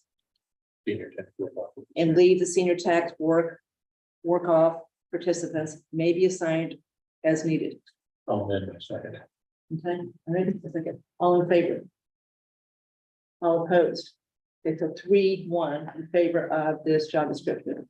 Okay, Vanessa, you know what you're gonna do. Okay. All's in your court. Thanks. Thank you, Alan. Good night. Okay, so next is the long-awaited draft memorandum of understanding to swap land with St. Mark's School. So the plan is not to vote on anything tonight. I still think we've got to discuss it tonight, see what public comments we get. If anyone's got any questions, so remember the agreement was drafted between our town council, Mr. Kellerman, and St. Mark's School town council. St. Mark's School has signed off on this. It's all in our court. Okay. Any changes that we make, we'll have to go back to St. Mark's School, but that's perfectly fine. But they have signed off on it. So it's our turn to opine on it. So tonight is just to discuss it. This is going to be on the warrant for March 25th to be approved by 2/3 vote of town meeting, which, as you know, is the high bar, which you have to plus if you've got a real estate transaction, which clearly is. So, we got to work that out. Folks. Has everybody read it? Okay. All right, so Chelsea, I'll start with you as far as Yeah, so comments. I think I just have a process question. Are we signing this before town meeting? Or is the intent for us to vote on signing this before town meeting? But we at least have to vote to agree that we agree that this is the MOU that we want. So I think we sign it. And then of course it's pending town meeting. So I guess, And that's the way you usually do. This is written to say unless town meeting happens, it's all void. So I think that's what I was confused about. This is exactly like we did with when we did the big swap with St. Mark's as far as the golf course land. So it's all signed, ready to go, and then town meeting, basically. So I guess my concern is. This is a little different. Where we went to town meeting. With the license. And. Went through what we went through, right? I just don't want to have a repeat of that. I almost think it's better if we have the vet through any changes with this. And wait until after town meeting, after we do the article related to this and have this be what we will sign, assuming town meeting votes. I guess I just don't understand why we would sign it before town meeting if we're relying on town meeting to approve it. I think this is written though, with the assumption that we will sign it, the way I read it. Yeah, I know. That's why I was confused, because I didn't realize that's what we were looking to do. I thought this was getting an MOU in preparation for town meeting. So I would want to go to town meeting with St. Mark's signed. They're done. So we can say they've agreed, there's no more changes. Because if you don't sign it and then the town approves it, then St. Mark's hasn't signed it yet. So, you know, they make changes and then Still leaves us exposed. to it. so I think you want it signed. I agree. And there's no downside from a process standpoint for signing it because the deal is not done. Well, continue. Town meeting has the final say, which is, I think, what I heard people wanted. I'm very leery to sign anything related to this after last town meeting.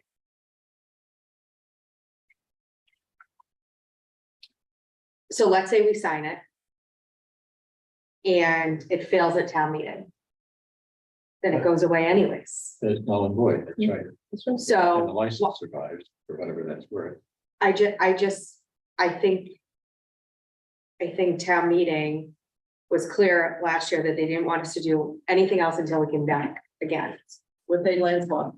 I think you are running the risk that if you don't sign it now, you got St. Mark's saying, well, wait a minute, after town meeting, then we're back to the drawing board. So that's my, that's probably what it's. So, sorry, you think St. Mark's is gonna I say, don't think they will, but let's go back to the last deal with St. Mark's, right? Remember, we had a deal negotiated, P&S ready to go, right?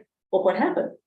St. Mark did their due diligence and came back and said, wait a minute, don't want the, Stuff done. dump down, right? And the price that we had to pay went up almost $1 million, right?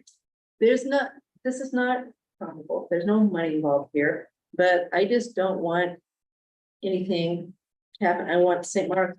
Yeah, I think we've done taking a specific tangible deal town meeting. This is set and now you can approve or not. I mean, Chelsea Wilson says, wait a minute, St. Mark hasn't signed it. Why are we gonna agree to this until they haven't signed? So you're running the risk of that too. That was the point I was gonna make. I could see the other, if we did not do this, then you could see the concern of someone saying, well, you put on the warrant,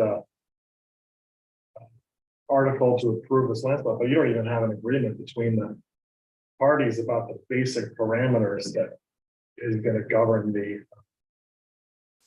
Yeah, so what if the town, what warrant article passes with nothing signed, right? And then St. Mark's comes in and says, wait, the date's wrong here, I want to change. It's not 31,307 square feet, it is 31,537. You've got a typo there. And we had it approved, so what do we do? So I absolutely think you want St. Mark's. I think you want to. And the intent to the point that was raised earlier, the intent of this is to supersede. The license agreement. Yeah. And this shows that's what we're doing, so. Tangible Yeah. deal. with It town moves meeting. forever. Yeah.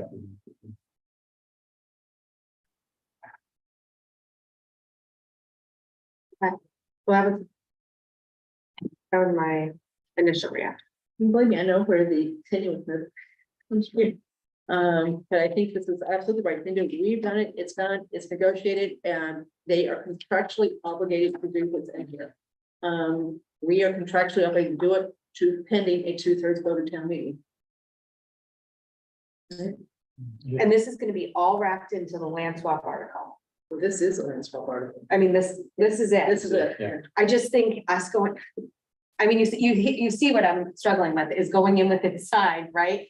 But we're asking for permission on something that's already signed. Like, I understand what you're saying, but I just think the optics. This has happened many times. I mean, this is not unusual. I know, but this particular issue is what I'm getting hung up. But Okay. again, I think you can describe it, I guess, not one sense is a fait accompli, you can take the town meeting. On the other hand, it is not a deal until town meeting votes it. And so to me, having the clarity around, here's the deal, nothing about this is gonna change.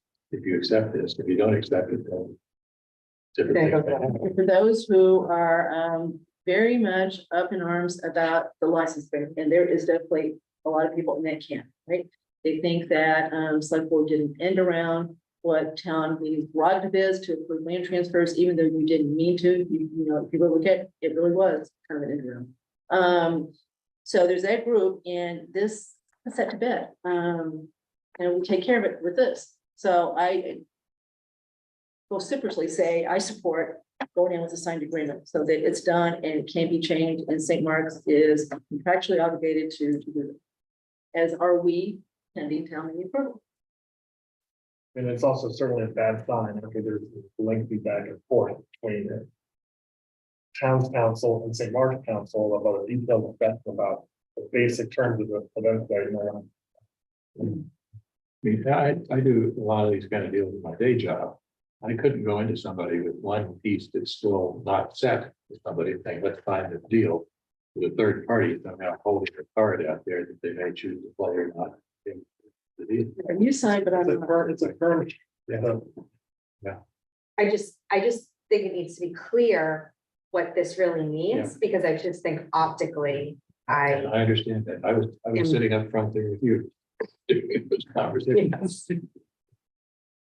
And then the funding of the park is a separate article, so we're trying to make this as clear as we can. Mhm. But, well, no, they'll go together, we'll put together on the warrant, right? Yeah. One will follow, that will follow this one, right? So they're together, and we'll talk about Okay. both. You said put them together on the warrant, there's some sequential. Yeah, sequentially. So you basically take care of the discussion in one discussion. So the road money that was taken out of out of the bid, right? There was still funding related to that, though. Like, where did that, like, why do we need to appropriate more money for that? I don't think you're correct with what you said. I'm So not- Okay, the I mean, I'm- park was all in that big $2.5 million, what she called various, she named, it, this was her name for it, various streets contract, for the Yeah. age purpose, right? The infrastructure, moving the road, doing all the work with the water system, and what she and I called the superficial part, the actual Yeah. part, the plants, etc. That was all in there. They removed that superficial part of it from that contract. It's a change order. It's $240,015 Yeah. has been moved out of it, right? That's where Yeah. I'm getting my 250 from. So that Yeah, number's not. I agree, So it's been moved out, Yeah. right? So we have no funding for the park right now. but we did have that funded It's as not a part of that contract. bid. Yeah. Right, so where is that? So like, there was a memo, and I'll have to pull it up, but it was like chapter 90 money, road maintenance, but, and she had these articles related to it, so it must have gone back into those buckets. It has. So why do we need to go to town meeting to use the money that we had already allocated for that bid? Because the park is really not part, it's not a road, right? It's a park, it's plants, it's doing, safety. Yeah, so it's really not road money, right? Yeah, she had it coming out of the road, but it's not really road money, so we've taken it out of the road. That's what we've done. She had it all in the road money. Yeah. So we've taken it out, right? Yeah. So now it's out of that contract. So if you go, look at that spreadsheet, right, you're Mhm. gonna see that that's why we have some extra money. It's because it's come out. Well, I shouldn't say that, because that overall contract's gone up $100,000, so I didn't see that. But for That something makes else, sense. yeah, For other right. things. So really, we don't have any room. But it is out of that contract. So therefore, we've got to find money to fund the park, and several people who are trying to help us get there, right? Who are trying to be constructive, has said, I want to know about what that park is going to cost. You really got to show me that. So that's what we're trying to show them. And that's why she took it out. And she took it out on her own, I didn't know she'd taken it out until I actually saw the detail of the spreadsheet, but it's out of there for sure. She's got a very good reconciliation of the EH purpose contract on the second spreadsheet, the second tab. And Yeah. it's clearly out. $40,015 was taken out of that contract. So you agree that we put $240,000, I but do. I understand for the other pieces that went back in, but that went back into road money, so our road money is higher Yeah. than what it was. Yes. Okay, I do agree with that. okay, That's why we got extra road money to do new road. So we got Right. about $6,000 of road money we Okay. didn't think we were gonna have, and that's part of it. okay. Okay. You can move on, please, sorry. So then we need the article to. Okay, so, tonight, I'm just, anybody wants to talk to Jay, should reach out to Jay. He's doing office hours tomorrow. Tomorrow morning. Tomorrow, if you wanted to do that.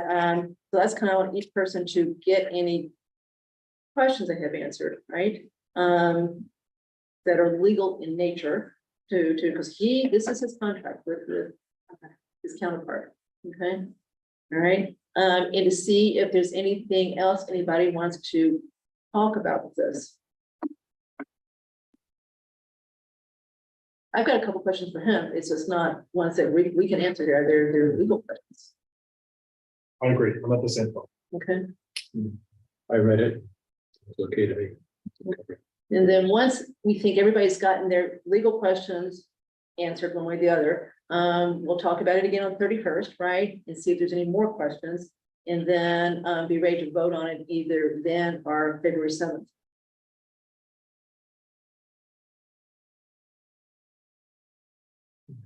Yeah, question for Mr. Trump. All right, let's get ours done first, and we'll turn That's to. your example. All right, so let's just make sure, everybody agree with the plan? I just want to make sure we agree with the plan as far as going forward. Yeah. Okay, yeah, all right, okay. All right, okay, so you can bring over Ms. Fiore and go ahead, Mindy. So the contingencies, so the town meeting does not vote for the land plot. That's null and void, but the license continues on. it would. If we don't, So what is the? So is town meeting vote just a useless exercise? no. So the This is- same thing This happens? is the mechanism to get rid of the license. If you want to get rid of the license, then this does that. So if it gets approved, the license is null and void. If it doesn't get approved, the license would have to be extinguished in another manner if that's what we chose to do. So this freight train's going down the tracks regardless of what town meeting. We didn't say that.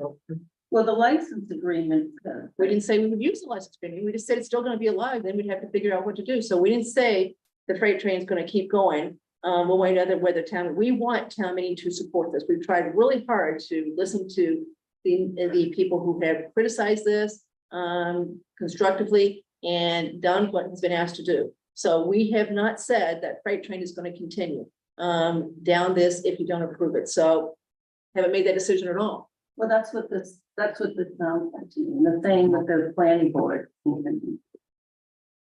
They don't like the conditions and the agreement, the land swap is null and void, but the license. continues. This is the mechanism to get rid of the license. We have not proposed a separate article yet that would extinguish the license agreement no matter what. And we haven't had conversations about what we Yeah, we would haven't even do. talked about whether if, that's in what we want fact, to do or not. The license survived and this land swap was voted down by town meeting. There's several possibilities. One of which is just to leave the final word there. On St. Mark's land. Yeah. That we put there. That we did. So I understand what you're saying. I'm glad that a land swap is going to town meeting. But for somebody who said, I didn't like the way this was done, there were a lot of mistakes, but I'm willing to move on, make the best of it. We have the land swap, which is what the judicial body asked for at the last town meeting.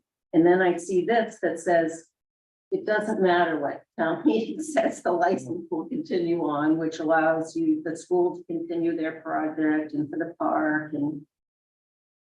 So So this is those- the first time we've optics seen are this. bad to This me. is the first time we've seen it, right? It's the Yeah. first time we've discussed it.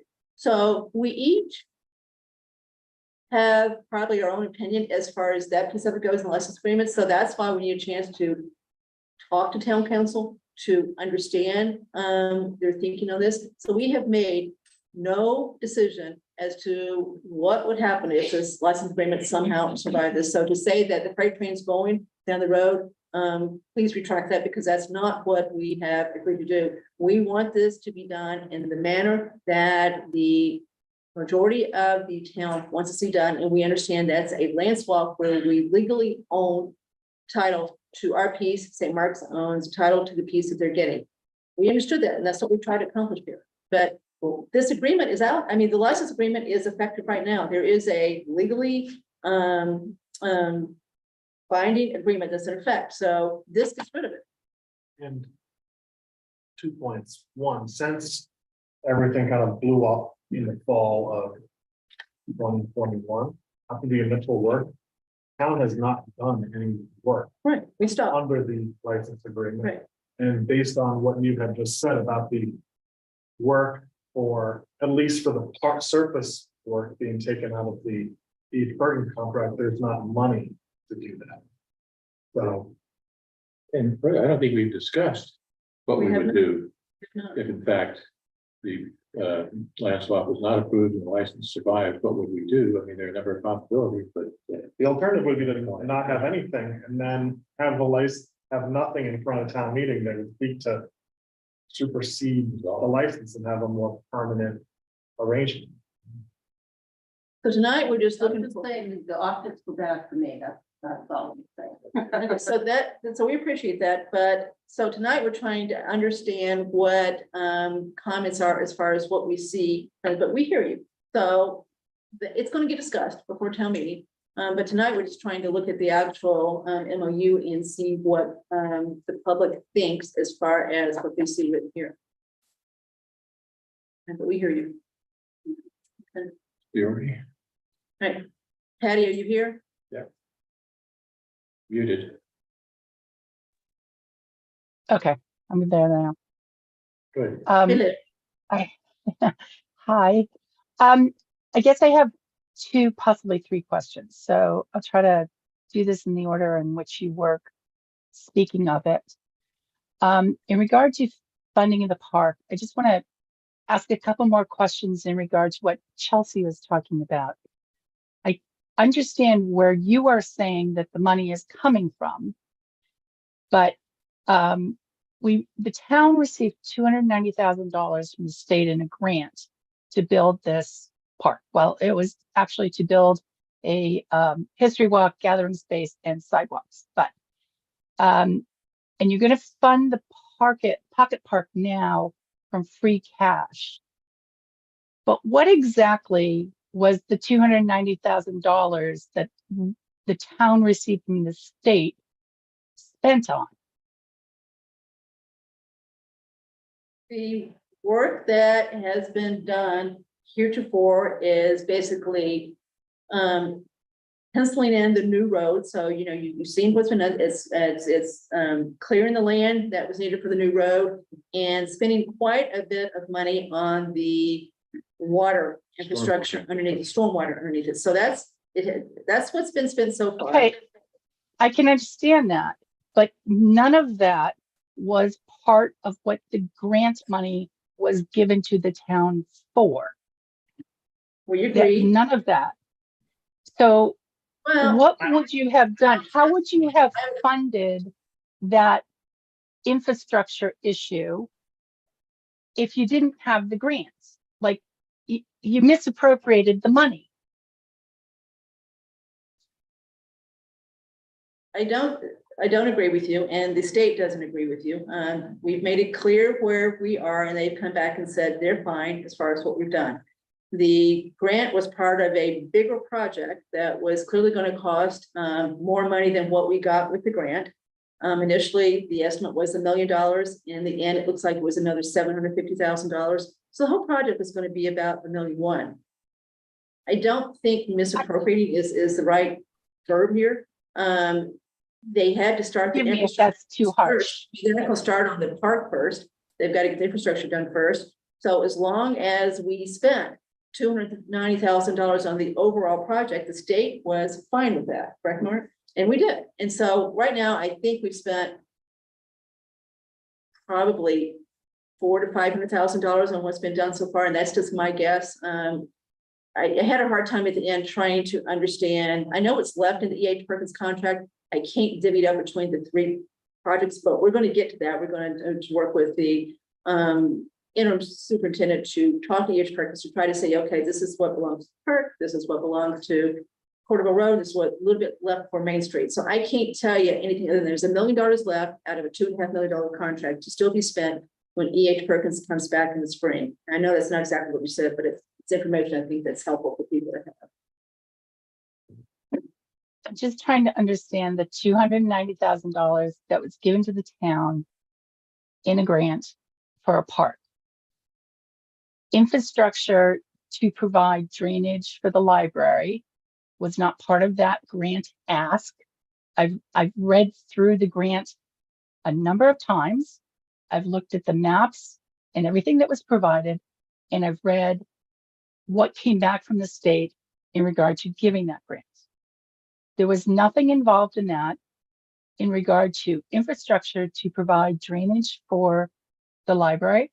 There was nothing involved in that in regard to moving an intersection. So I'm just asking, the $290,000 this town received for a park that you're now saying has to come out of free cash.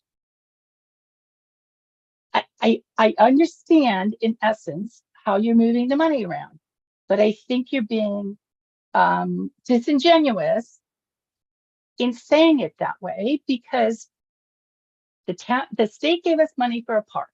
You spent it elsewhere, and now we have to compensate for it by taking it out of free cash. I mean, Well, you would have, well, just to be clear, it's already in free cash. The 290 got closed out to free cash for fiscal year ending 6/30/22. So all we're doing is taking it back out of where it ended up anyway, but that's kind of in the weeds there. If the state says it's okay what you did, which is basically spend $290,000 upfront for the infrastructure, I'm not sure why you in particular would have a problem with that. And then I'm not trying to go back and talk about everything you did wrong. I'm just saying at this point, the state has said, we're okay. We understand you had a project that was bigger than just the park and that it was all part of one big project and that you had to do the infrastructure piece first because you can't build a park without that piece doing first. And so you spent $290,000 on that infrastructure piece. They said they're okay with this. They know those facts and came back in an email and said, we understand this and we agree that what you did is okay. I don't remember reading that in an email. You're talking about the email chain between Mark Purple and the District 3 guy, kind of getting the readout on that meeting? I am. I don't agree. I never read that in that email. And in fact, what I did read in that email is Mark Purple, I'm sorry, Mr. Purple, but Mark Purple going back and pointing out to the District 3 gentleman that when he questioned the fact of this needs to be done on municipal property, Mr. Purple replied saying, but remember, we talked about the fact we had license agreements in place until the easements were approved. What he didn't point out was that that meeting that took place, I believe in middle of June, was 3 months after town meeting when those easements were summarily turned down. And the email chain going back and forth was 6 months after town meeting when those easements were summarily turned down. So if we want to discuss being disingenuous to the concept of getting a firm readout on what that meeting was about, I disagree that that email chain gives it. So no one sitting here is being disingenuous. We're trying to get this park done the best we can, given where we were after town meeting. We've tried valiantly to listen to all of the criticism, which of course was a lot, as we all know, and basically do the things that we were asked to do. So I don't know what else you want us to do at this point. So, you know, you may not agree. I guess I just really was trying to understand what the money was spent on. So you're saying it was spent on infrastructure to solve drainage problems and it was spent on infrastructure to move the intersection. Okay. I am. Okay. So if we can just move forward, the town has already done the grading and more on the property that's currently owned by the town, but is to be owned by St. Mark's after this land swap. And previously, I believe Ms. Galligan at least implied, if not said, that removal of the current street, the grading and gravel for the parking lot was going to be covered by the town. It was going to be completed by the town. And she also said that it may be in the town's best interest, if I'm quoting correctly, to pave the parking lot for St. Mark's. If we refer to the license agreement, which in the packet starts on page 96, the second full paragraph in that says, whereas the school desires to perform and construct certain improvements upon an approximately 1,600 whatever square foot. And then at the end it said, said improvements include the construction of parking area and completion of landscaping improvements. And if you go on to page 98, it pretty clearly states that, and this is part of the original license agreement, so this is something that's already been signed by the town and by the school, pretty clearly states that the town grants a license to the school to enter upon, locate, construct, maintain, and operate certain parking improvements. And then in section F says, the school, its agents, executors, and assigns are responsible to maintain, repair, correct, fix, and remedy any parking facilities it installs on property licensed by the town. So my question is, how much has St. Mark's paid the town of Southborough for the work that the town has completed on that property under license agreement and to be swapped with them? And secondary to that, how much will the town be receiving from St. Mark's in regard to the previous engineering that was done to create that parking lot?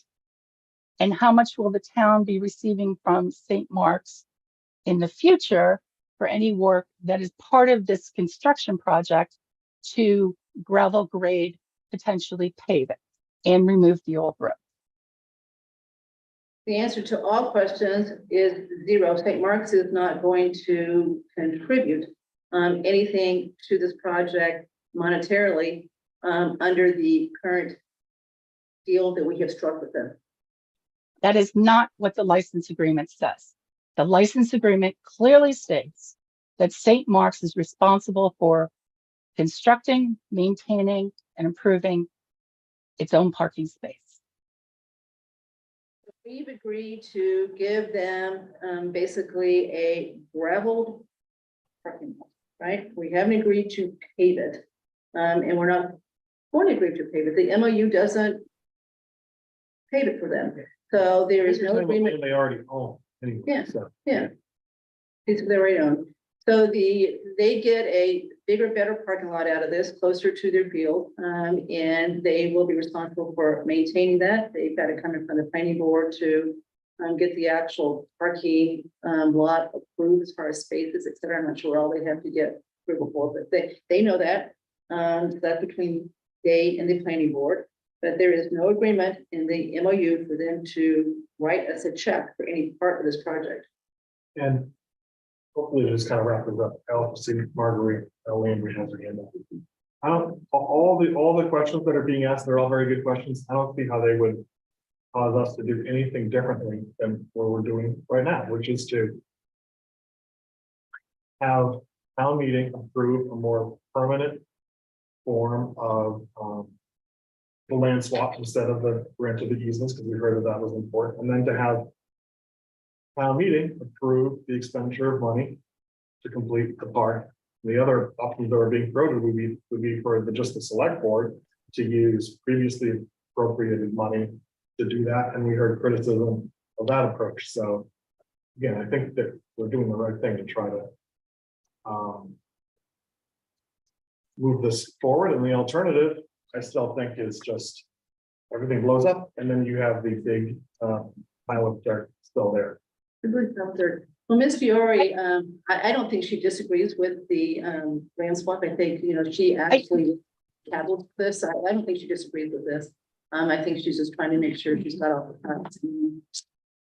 I don't necessarily disagree with the land swap. As you well know, my opinion from day one is that you cannot spend taxpayer money on private property. And I still agree with that. And I do personally think that this is a big mess and we need to clean up the mess, literally and figuratively. We have to clean up the eyesore that's there, and we have to clean up the mess that we have with the state, because the state is not going to allow Southborough to move forward seeking additional grants until this problem is resolved. The question I was asking is in regard to the license agreement that has been in place since November of 2021. And in that license agreement, it clearly states St. Mark's is responsible for the cost of its own improvements on that property. And I'm just trying to understand why the town has not held them to account to follow the license agreement that everyone agreed to in November of 2021. That is now part of this article moving forward to create a land swap. The license agreement was part of the problem here, so we're trying to get rid of it with this MOU. So Marguerite Landry wants to talk next, so let's bring her over and give her a chance to weigh here. Mute. Hi, am I clear? You are. Okay, thank you. Patty, I feel your pain on this. And I don't know what Karen Galligan's thought process was on the whole thing, but I can only make two comments, speaking as a library trustee, but not for the board. We've had, since I was a trustee starting 11 years ago, at least 4 floods. 2 of them were quite major.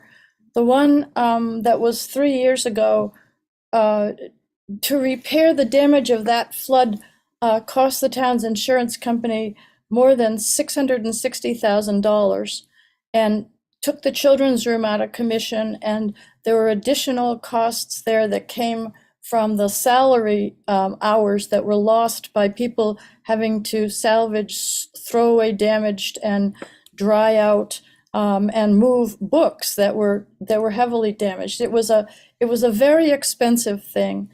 And I do not know what Karen's thinking was, but I, for one, was enormously appreciative when those two sumps and the drain went out to the stormwater, because since that time, there's been additional work done on other sides of the library, but the main flooding came from that field.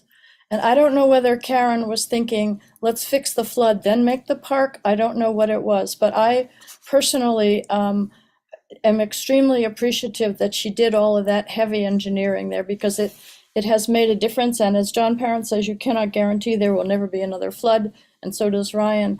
But we've had 2 major rainstorms in the last 3 months, and the library has stayed dry. So I just want to say that there is a good that has come out of all of that engineering, as far as I can tell, which is that the library isn't going to have to go through the hassle and trauma and heartbreak of throwing away wet books and losing the children's room. So that's just all I wanted to say. Thank you, Marguerite. Anybody else? No. So, Just a quick, so does the license agreement last forever? So this license agreement has a clause that says either party can terminate on 300 days. written. But no, but other than that, it's imperfectly. Well, that's what, you're right, unless someone took an action to terminate it, it goes on. But the key is, again, since all this controversy arose, the town has not done any work under license. So I know that doesn't entirely address your concern, but just the overall intent to have town meeting approval and buy-in for any work to do. That's everything that we're trying to demonstrate. There's been a lot of work, time that's gone into it. Hope that point gets across. All right, so our job is for each individual person to really read this, think about what your questions are for Jay, get those answered. And then we will put it back on the agenda for the 31st to really have a good. Well, first questions where we stand, we might vote at night, and then we might vote on Sunday. I will come the 31st. But I definitely want Lisa to get it. Right? Yeah, is that okay? Yeah. All right, Chelsea, your turn. What do you consider just taking a 5-minute? Absolutely, so we're gonna recess for 5 minutes. Complicated agreement for that. Yes. Easy. but- We're still doing pretty good time. Sorry. It's like, oh, the battery. I know, I didn't realize. we had a 10-hour round.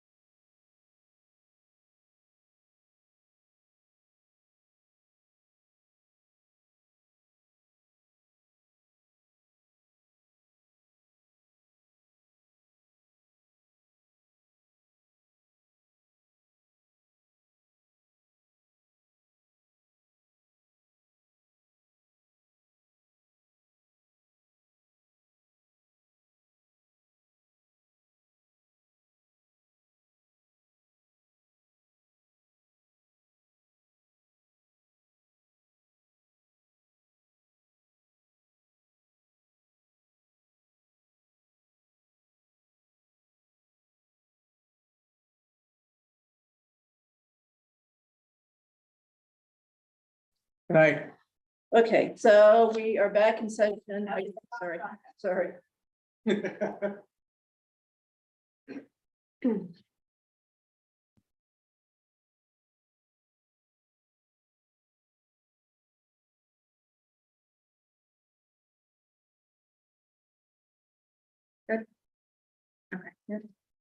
Okay, so we're back in session at 9:41. The topic is now another IMA. So the potential review, or the review of the proposed IMA for regional dispatch. Ms. Malinowski has been representing the board and those discussions, so I'm going to turn this over to her. Thank you. So in your packet tonight, you have an updated version. And I know there's a few things that we still need to update, like the year. We're in 23 now. But Mark and I had a meeting with, Grafton, Westboro, and Hopkinton last week or 2 weeks ago, to take comments. So this is, everybody's comments from those towns, except Hopkinton doesn't have their comments in yet. On any changes. One of the things that I did bring up in the meeting was in here, it talks about revolving accounts. And I don't like revolving accounts. I think some others don't like revolving accounts. I think we're better off going with an actual real budget and having a handle over expenses rather than having under a revolving account. So that still needs to be flushed out. The other question that I asked related to finances was in terms of debt. And I know a few of us received some questions around that question today on how to bond. And Collins Center was on during that part of the discussion, and confirmed for me today that there is nothing that we would have to bond because we're going for a grant for the entire setup of, outfitting a building, any capital expenses, but obviously long-term, we would need to figure that out. So that is on Mark's and I to-do list, is to figure out the revolving account piece, and how to do that better way, as well as any, setting up any bonding debt, structures, so that it falls within what we would look to do, probably something similar to REACH.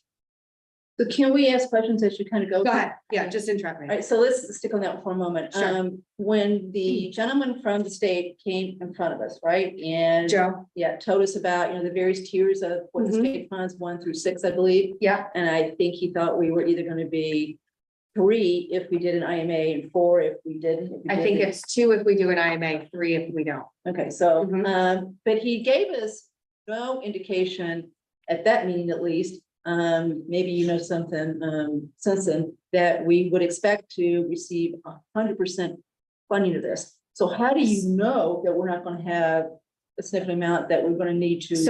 So here's what we've talked about, and I will know more after Thursday, because Thursday is how we talked about that grant writing session, that's Thursday. So Joe told us you can go to the session, see who else is in for tier 1, tier 2, tier 3, and kind of see where you gauge. I think they approved $40 million this year for funding. Yeah. So in talking with the other towns, we think it's better to go all in on everything that we need. Now, if we don't get it, let's say we only get executive director and outfitting the building and nothing else, you apply for next year for everything else. So they haven't had a town yet have to bond anything. That was what Collins Center was bonding. So I think So on any of the new recs, there's been no case where anyone had to bond it. The state covered Mhm. every bit of it. Mhm. Yeah, whether it was in year 1 or year 3, I don't know the breakout of that. I think more towns are applying for everything up front now. I don't think that was the case a couple of years ago. But how do you know what everything is at this point? So, one of the chiefs is getting quotes on everything that we will need. In the building? So How do you know what that building's gonna cost truly? so what do you mean? Well, as we know, when you do a big construction project like here, right? Yeah, You got a budget, right? Yeah. You got architect drawings, you go out for bid, and then you spend the next 2 or 3 years doing lots of change orders that always Sure. increase the price.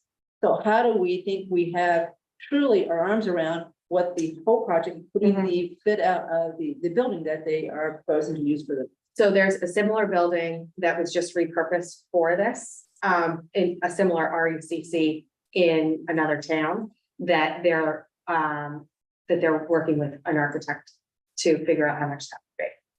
From Okay. that. So I mean, it's all, What for what? What if we So you get go- half of what we really need and it costs, all right. so you go back to the state and you apply for the grant again.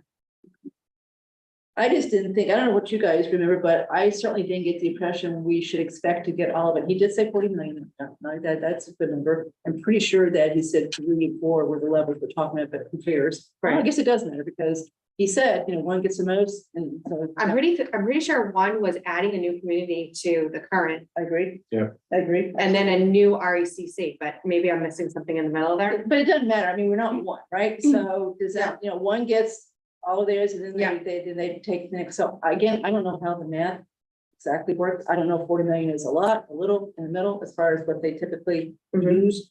But I guess I am still unsure how we assure ourselves that there's nothing to buy. So, and I'm not saying that, that we're never gonna have to bond anything. I think we need, I agree that the way it's written in here needs some work, the financial side needs some work from 2 aspects in here.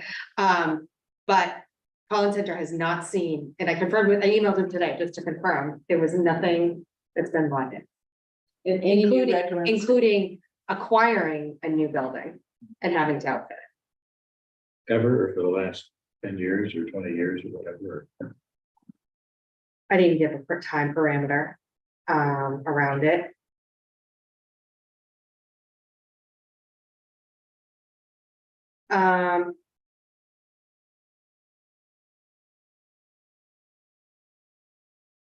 I'm sorry, he said that he's only seen it bonded when they need to build a new facility. Except where they need to build a new facility, Okay. Why is this not in that category? because it's not, It's because existing. where it's existing, Yeah, but you gotta do it fit out on the stuff, so. yeah. But there's a difference there, sir. Unless the building is sort of rotted or something. Well, sometimes a rehab of this building costs more than building one from scratch. So, Has Westboro done an analysis of the building? Yes. The architect, so the Yes. architect says that it's not a total gut rebuild, it's a modification. That's a big useful input. okay, so keep going. So, I mean, this IMA, other than some of the minor changes and the discussion we just had on the financial side is pretty cut and dry from the state. There will be, a board of directors that will be 1 rep from every town, and then there'll be an operations committee for, each chief will have a vote, so in theory, be 8 chiefs on that. They'll each have an assigned designee if they can go in their place. And when we talk through, the frequency of those meetings, obviously it's a lot at the beginning and then it kind of fades down. So there are some parameters in this IMA on how much they're going to meet at a minimum. There will be a finance committee, whose responsibility is to prepare the budget, capital plan, make sure the towns are aware of what those are. We did move the date up. I think originally they had like January in there for the budgets to be due. I requested that we move it. I think we put October. So that way it's here in time for our budget discussions. And so each town is bringing this to their select boards for review. And then we'll probably meet with the towns again, probably end of next week. Mark is my guess. And this has not gone to town council yet. So we wanted to get all the towns' inputs on any changes that we wanted to see and then just have town council review it once. I am really interested in what town council says about this, and I'm saying that based on John Butler's comment on this contract. So long story short, he has no opinion as to whether we should regionalize or not. He doesn't know enough. He just said, the only reason he was looking at the select board agenda to see if nothing was on tonight and saw this and so read it, he goes, he said, when you compare this to, for example, our regional agreement for the high school, right?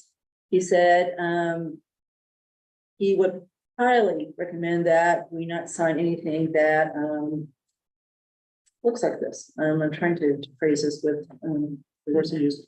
And he made an analogy of this in that we have compared to we have very little control over this as far as the town itself being able to weigh in.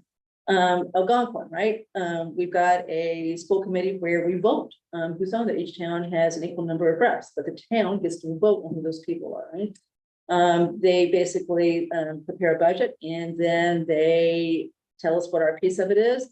And we put it on in the budget and town meeting votes on that budget. So we could say, no, and there's a process in the agreement to say this is what happens if the town rejects the thing. Same thing for capital. We've got this process. We have to approve our share of the debt at town meeting. So there's a lot of control the town has over how that school is operated, which he felt is lacking here. So I really do want to hear what Jay's got to say about this. Mhm. You know, they do a lot of IMAs, right? Yeah, So I'm really interested in okay, his opinion on this as far as those comments. okay, Okay. Not only that, Kathy, but there's mechanism here if we don't pay, and they can basically assess whatever the deficit is. So sort of at the mercy of the entity here to pay out whatever. Mhm. come up with. Whatever it is. Is this, Kelsey, say this is basically the template that's in place for a number of other direct. Yeah. yeah. This came straight from the state, right? This Yeah. is their Yeah. model. And But it's close enough to the ones that are operating out there now Mhm. that they're really major difference. Can we learn anything from the ethics experience that we saw documentation about the legal battle there? Mhm. Did that have anything, you know, if that had anything to do with the form of the agreement? Or that differences in the agreement might have made that less likely to blow up? well, I reread that this week and that was a mess. It still is. Yeah. So, but They again, barely there's sued. a lesson in there that says that. Yeah, don't do this that. is what you would like to be able to fix to preclude that, and to John Butler's point, Kathy, if there is too much local autonomy in terms of being able to have oversight or budget, then that sort of underlines the whole structure here, I think. So I'm not sure, I don't see an easy way to balance those two. So I'm still open-minded, but I do want to see what Jay Yeah. says as far as that goes. You know, CD comes back and goes, you know, great, it's good, it's on YouTube, or goes, you know, what are you doing? Yeah. You really need to have a whole lot more in there to protect you from unexpected things down the road. So I really want to get that. So what's your time, what's the time frame right now? You guys are meeting this week? I think next week, right, Mark? I Yeah. think so. Yeah. Have you sent this to Jay for? No, we didn't. I wanted you guys to weigh in first, yeah. So I've got some thoughts, questions. Sure. But I think it's worth, with in mind the questions Mr. Butler had, right, about where is some democratic accountability to this new district being created? Yeah.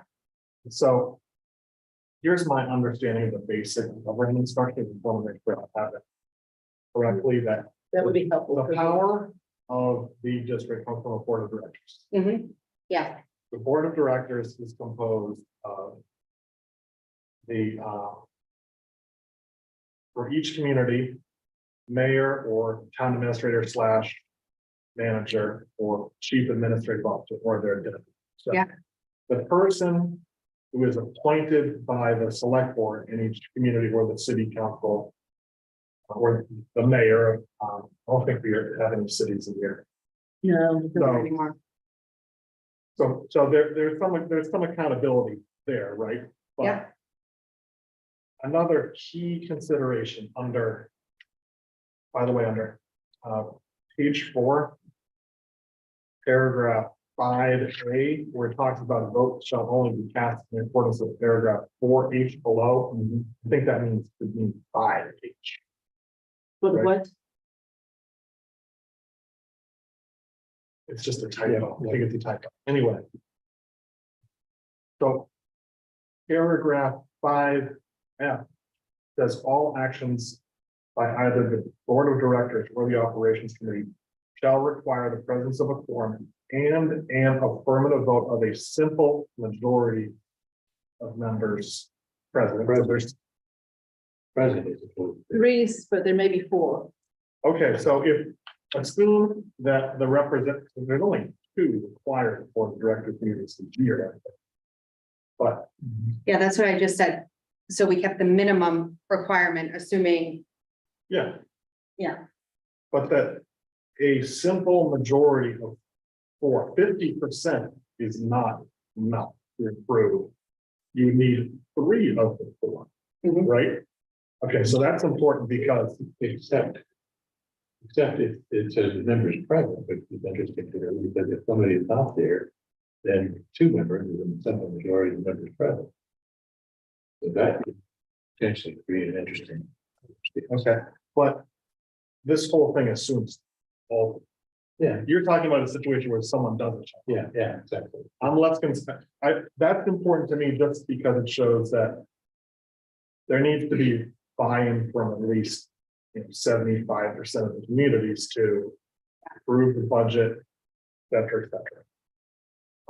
It is the case that, for example, like a capital expenditure, under our system, town meeting can have a long debate about whether to, spend $25,000 on this type of equipment for the dispatch center, and that would not be the case anymore, right? I think that's what we're trying to figure out is what is, if there was something that needed to be funded by town meeting outside of an operational budget. How would we handle, it, right? So I think initially when we talked about this, we talked about doing like a capital stabilization fund, which in your instance, right, would not go to town.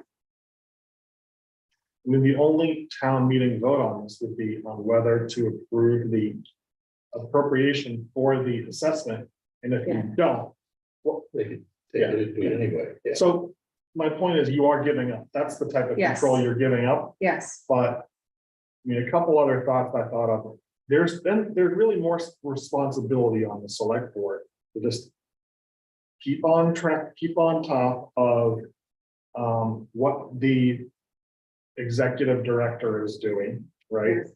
So one thing that, it could be in a final agreement with the executive director, it could be in some other format, or it could be in here is just, expectation that the executive director would make himself or herself available to appear before the select board of each community at least once. So that, if this went forward, I would definitely want, it would be important to have the executive director come and just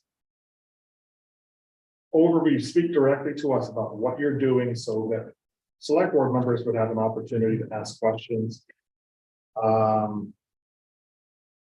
then I think it would also be good to have, and I didn't see this in here, but maybe because I didn't find where it was, for the executive director or the board of directors to deliver an annual report to the select board of each community. So that, that exercise of, here's what we did with your money in the last year, here's what we want to do. I think those are some things that could help just improve the governance, but ultimately, there is accountability, but it is very indirect. Yeah. Right. If the board of directors did a bad job of managing the budget or the operations, it still would be incumbent on the select board and police it and make sure that the town administrator or manager of each community was. I think things will be managed well. I think Mr. Purple will do a good job of keeping on top of this, but just having those checks in place where we have a meeting with the executive director once a year and we get an annual report. Those are things that could help out.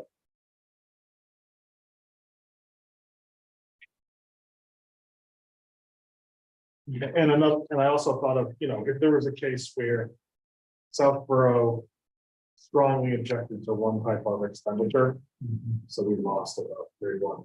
Yeah. We're still, our assessment is gonna be, we're gonna have a relatively, the way the ratio works, our assessment, we are the smallest community in here, so Which to me is some liability as well. that's, They're the three heavyweights want to push us around. They've got three votes to do that, so. I have not been able to figure out a good check and balance there, given the structure, but that was a thoughtful foremost in my mind in terms of. well, the other would be, you would, all four representatives would have to agree on ethics, and that would prove. That could prove, yes. But obviously, this agreement has been used previously, by, how many recs are there now? 25, 26, something like that? Yeah. So it's always been used probably multiple times, so others have signed up on this, but I still am really interested in what Jay says about, the wisdom of giving up this much control. And town meetings is so used to having control over, pretty much every dollar that gets spent, few exceptions. But you're gonna pay an assessment for a service, same way that you pay an assessment to Assabet, same way you Yeah. pay assessment for regional school, things of that Yeah, nature, but so there's a whole process that we could reject the assessment and this is how you'd settle it. Yeah. understood. Hard to do it if there's four communities. And I don't have an answer either. I'm doing what I keep asking them to put, tell me what to do. and this is perfect. So I'm trying to make sure we stay in your timeline. Okay, so your timeline is get what? You meet next week. Yep, and I'll have done the grant training on Thursday, so I'll have a better idea. You'll have some intel there. Yeah. Okay.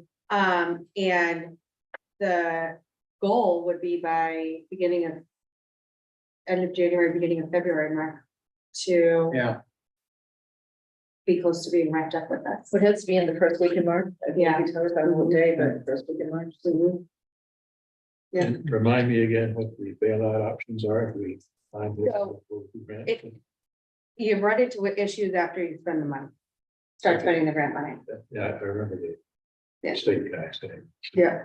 well, And somebody has done that, and then, Yeah. I forget the example, they got out, but then they got back in later. Right? Yeah, And roughly, when does that occur? When you start going, if we get the grant? It's gonna take a while. to go I think it's May, it's awarded 2020. 3, through this May. yeah. Okay. Because we did ask him the question, how to get out of this if we changed our mind, and he said, just don't spend the money. Get don't back. take any money, right? Yeah, or he said, So get I mean, back. yeah, so obviously the first thing you would do would be to hire the executive director, Yeah. who is then going to, coordinate the process from that point on. Yeah. And so back to Ms. Cook's point that she made earlier, we'll apply probably for all the money for the executive director, for the building, for everything. Yeah.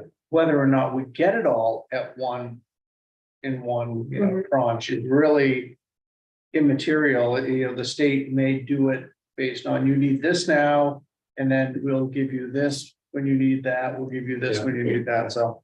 Yeah. And Collins Center is helping us write the grant. And they'll help us do the priority.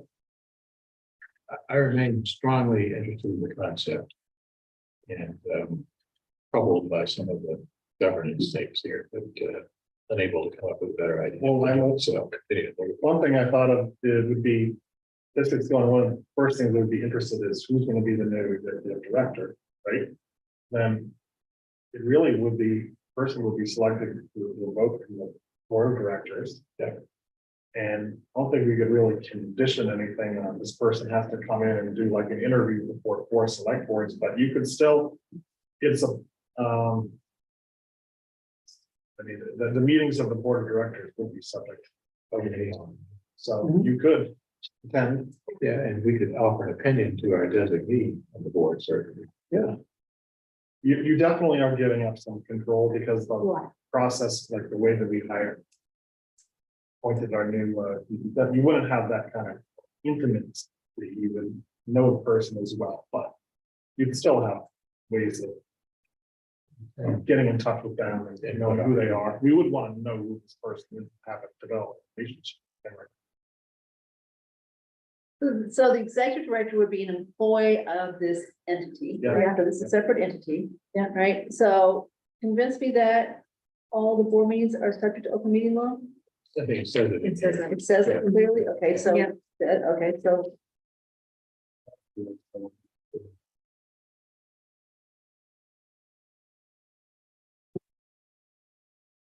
They might be kind of lightly attended meetings, you know, the poster is on Integrity's board, but not as many attendees. Those type of- So I haven't changed my mind as far as being disposed toward some type of regionalization. I'll never give up the idea that we didn't pursue Foxborough like we should have, but we'll lose that fight. But I did, but Mr. Butler's email has given me pause. And sitting down with Kyle the night that we canceled our interview, it's given me some thought. I just, have we truly flushed out what the issues are as far as our current structure, to confirm that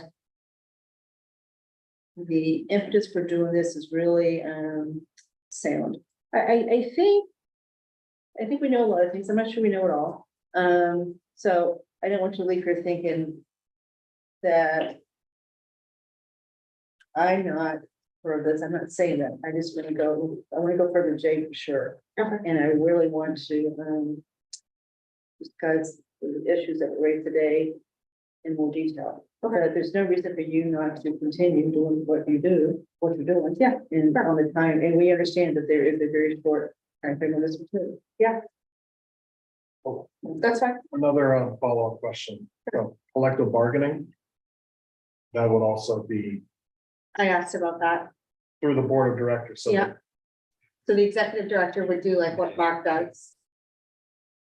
And then bring it to the board of directors. So the employees would all be part of the same union that our dispatchers here are part of? No, it'd be a new union, Separate, New employer. all separate. new union, yeah. So a whole new union just for this? Yeah. Or part of the union that all the recs are part of? Not necessarily I that all recs are part of. I think it's a separate distinct union. Okay, so we're agreeing, we're going for the to, group. so we're agreeing that the employees are gonna be part of a union. Yeah. right? Mhm. And we did actually in Foxborough talk with the executive director here about the flexibility of the governance process. And at least what I thought I heard was that it actually works out pretty well. They've not had a circumstance where they had one community that felt like they were being strong-armed by the others. And major internal rifts about who's making the right decisions, et cetera, which was a little surprising to me, because anytime you get multiple working together, it seems like that'd be a great opportunity for this agreements to come up. So clearly he had some motivation to make it sound like it was working well. We really did, we really did see the state of the art one. I mean, it's possibility that really is state of the art one in the state, So we really saw the best that it can be, and therefore, that's why we like it so much. But I do think that executive director position, I mean, they're responsible for that operation. But there's a little bit of politics in that too, that person is gonna have to go out. And, that day that we had gone down, they were coming from one of the communities, from some event there and everything, and that, it's kind of that pseudo position, my position is kind of apolitical, but I need to understand the political world that I operate in. Sure. That position does have political responsibilities beyond the administrative, responsibilities If too. you So, don't do that, then you really have huge opportunity for friction. well, it's like a lot of positions, we've talked about some of the positions that we've done, like the sharing the position between our office and the treasurer's office. You got to get the right person to make it work.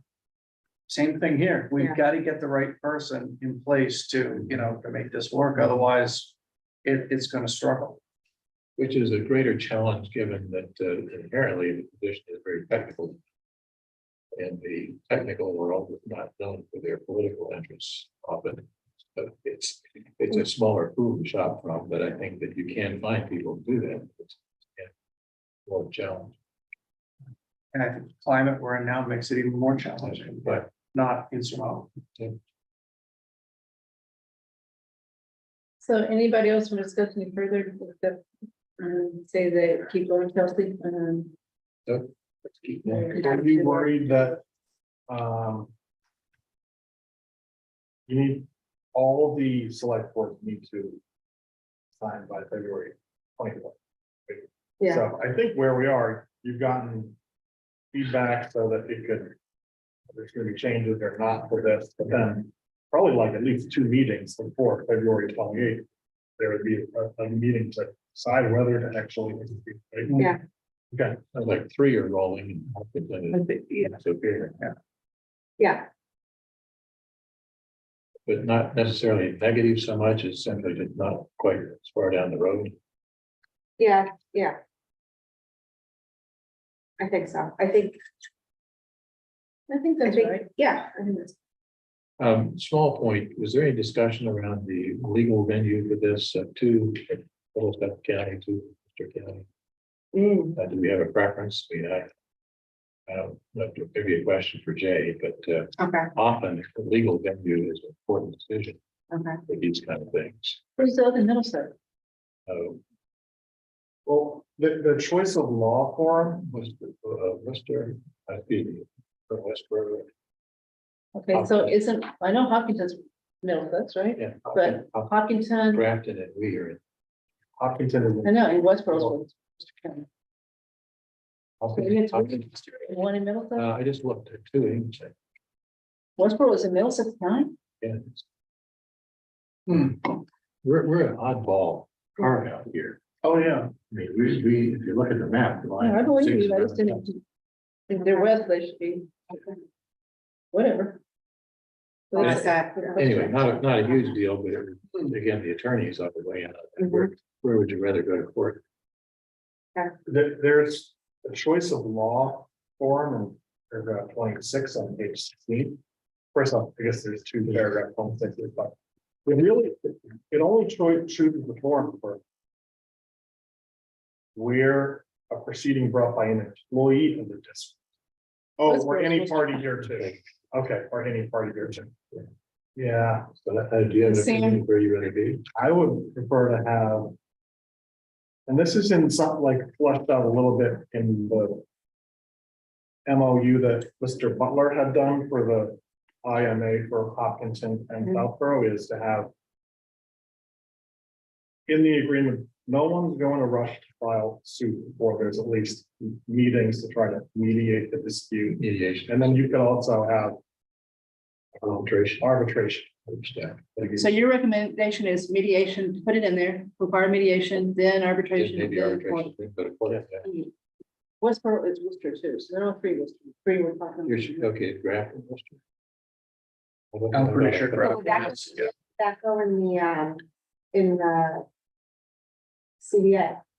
Oh, You're talking about an employee yeah, so or- what threw me off is and then I read more carefully, this covers anything, because it's any legal proceeding brought by an employee of the district or any party here to, meaning any of the towns. that are signing. Okay. They're all 3. We'll just say may. Okay. But No, we'll shall. check for- okay. So we need to change the Hopkinton is. Yeah, But they're not. I don't know why it says. I think that's the problem, probably. Yeah. I we would need guess. to add that. Okay, Yeah. okay. And the other thing on that one, I guess 2 dimensions that I look at for those is that one is sort of the body of law. You do go to court. If there are a lot of wrecks in Middlesex County, where there's a lot of legal case law kind of stuff, that's advantageous for the better. It's likely to happen. I have no idea. How that plays out. And then the other one is simply the administrative operation. The courts in Middlesex take 10 years to get something through, what it takes 30 days to get something through. It's not so much that, is that arbitration is faster. Yeah. It's less Yeah, but if you get the court, then knowing where it works better. They're all bad. All the courts are bad. That's the divorce experience. Yeah, that's on you. Thank you. Parks and Recreation, like, what's their, what, 6, 7 years? No, But that's land court. no, this is your, that wasn't your. Anyway, so Okay. legal question. Okay, so good questions. Thank you. Chelsea says she's satisfied with what we did tonight. That's fine. Yeah. Okay, so we're back to public comment. Maybe. Nothing more. Wow, this brings me You're on. never gonna.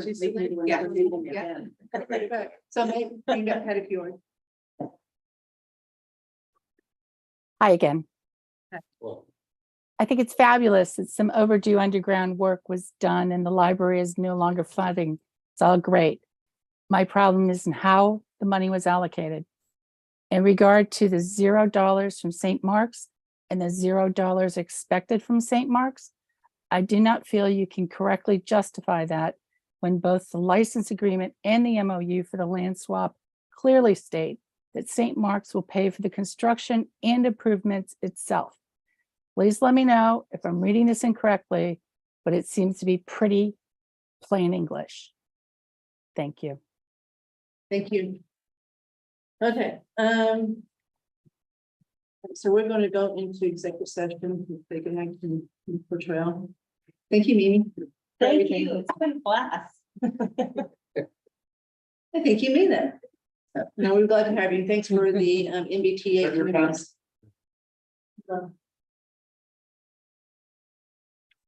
feel free to take it to the bottom. An attendant of this. That's one of them. Okay, for the- for the select board. I got a really cool pen from. Motion to go into executive. Okay, so motion to go into executive session to, per MGL chapter 38, section 21, and not return to open session to conduct a strategy session in preparation for contract negotiations with non-union personnel using exemption 2. Second. Okay, all in favor? Roll call. Roll call vote. Andrew, Aye. Dan, Aye. Chelsea, Aye. Book is aye, 4-0 roll call vote to go into executive session.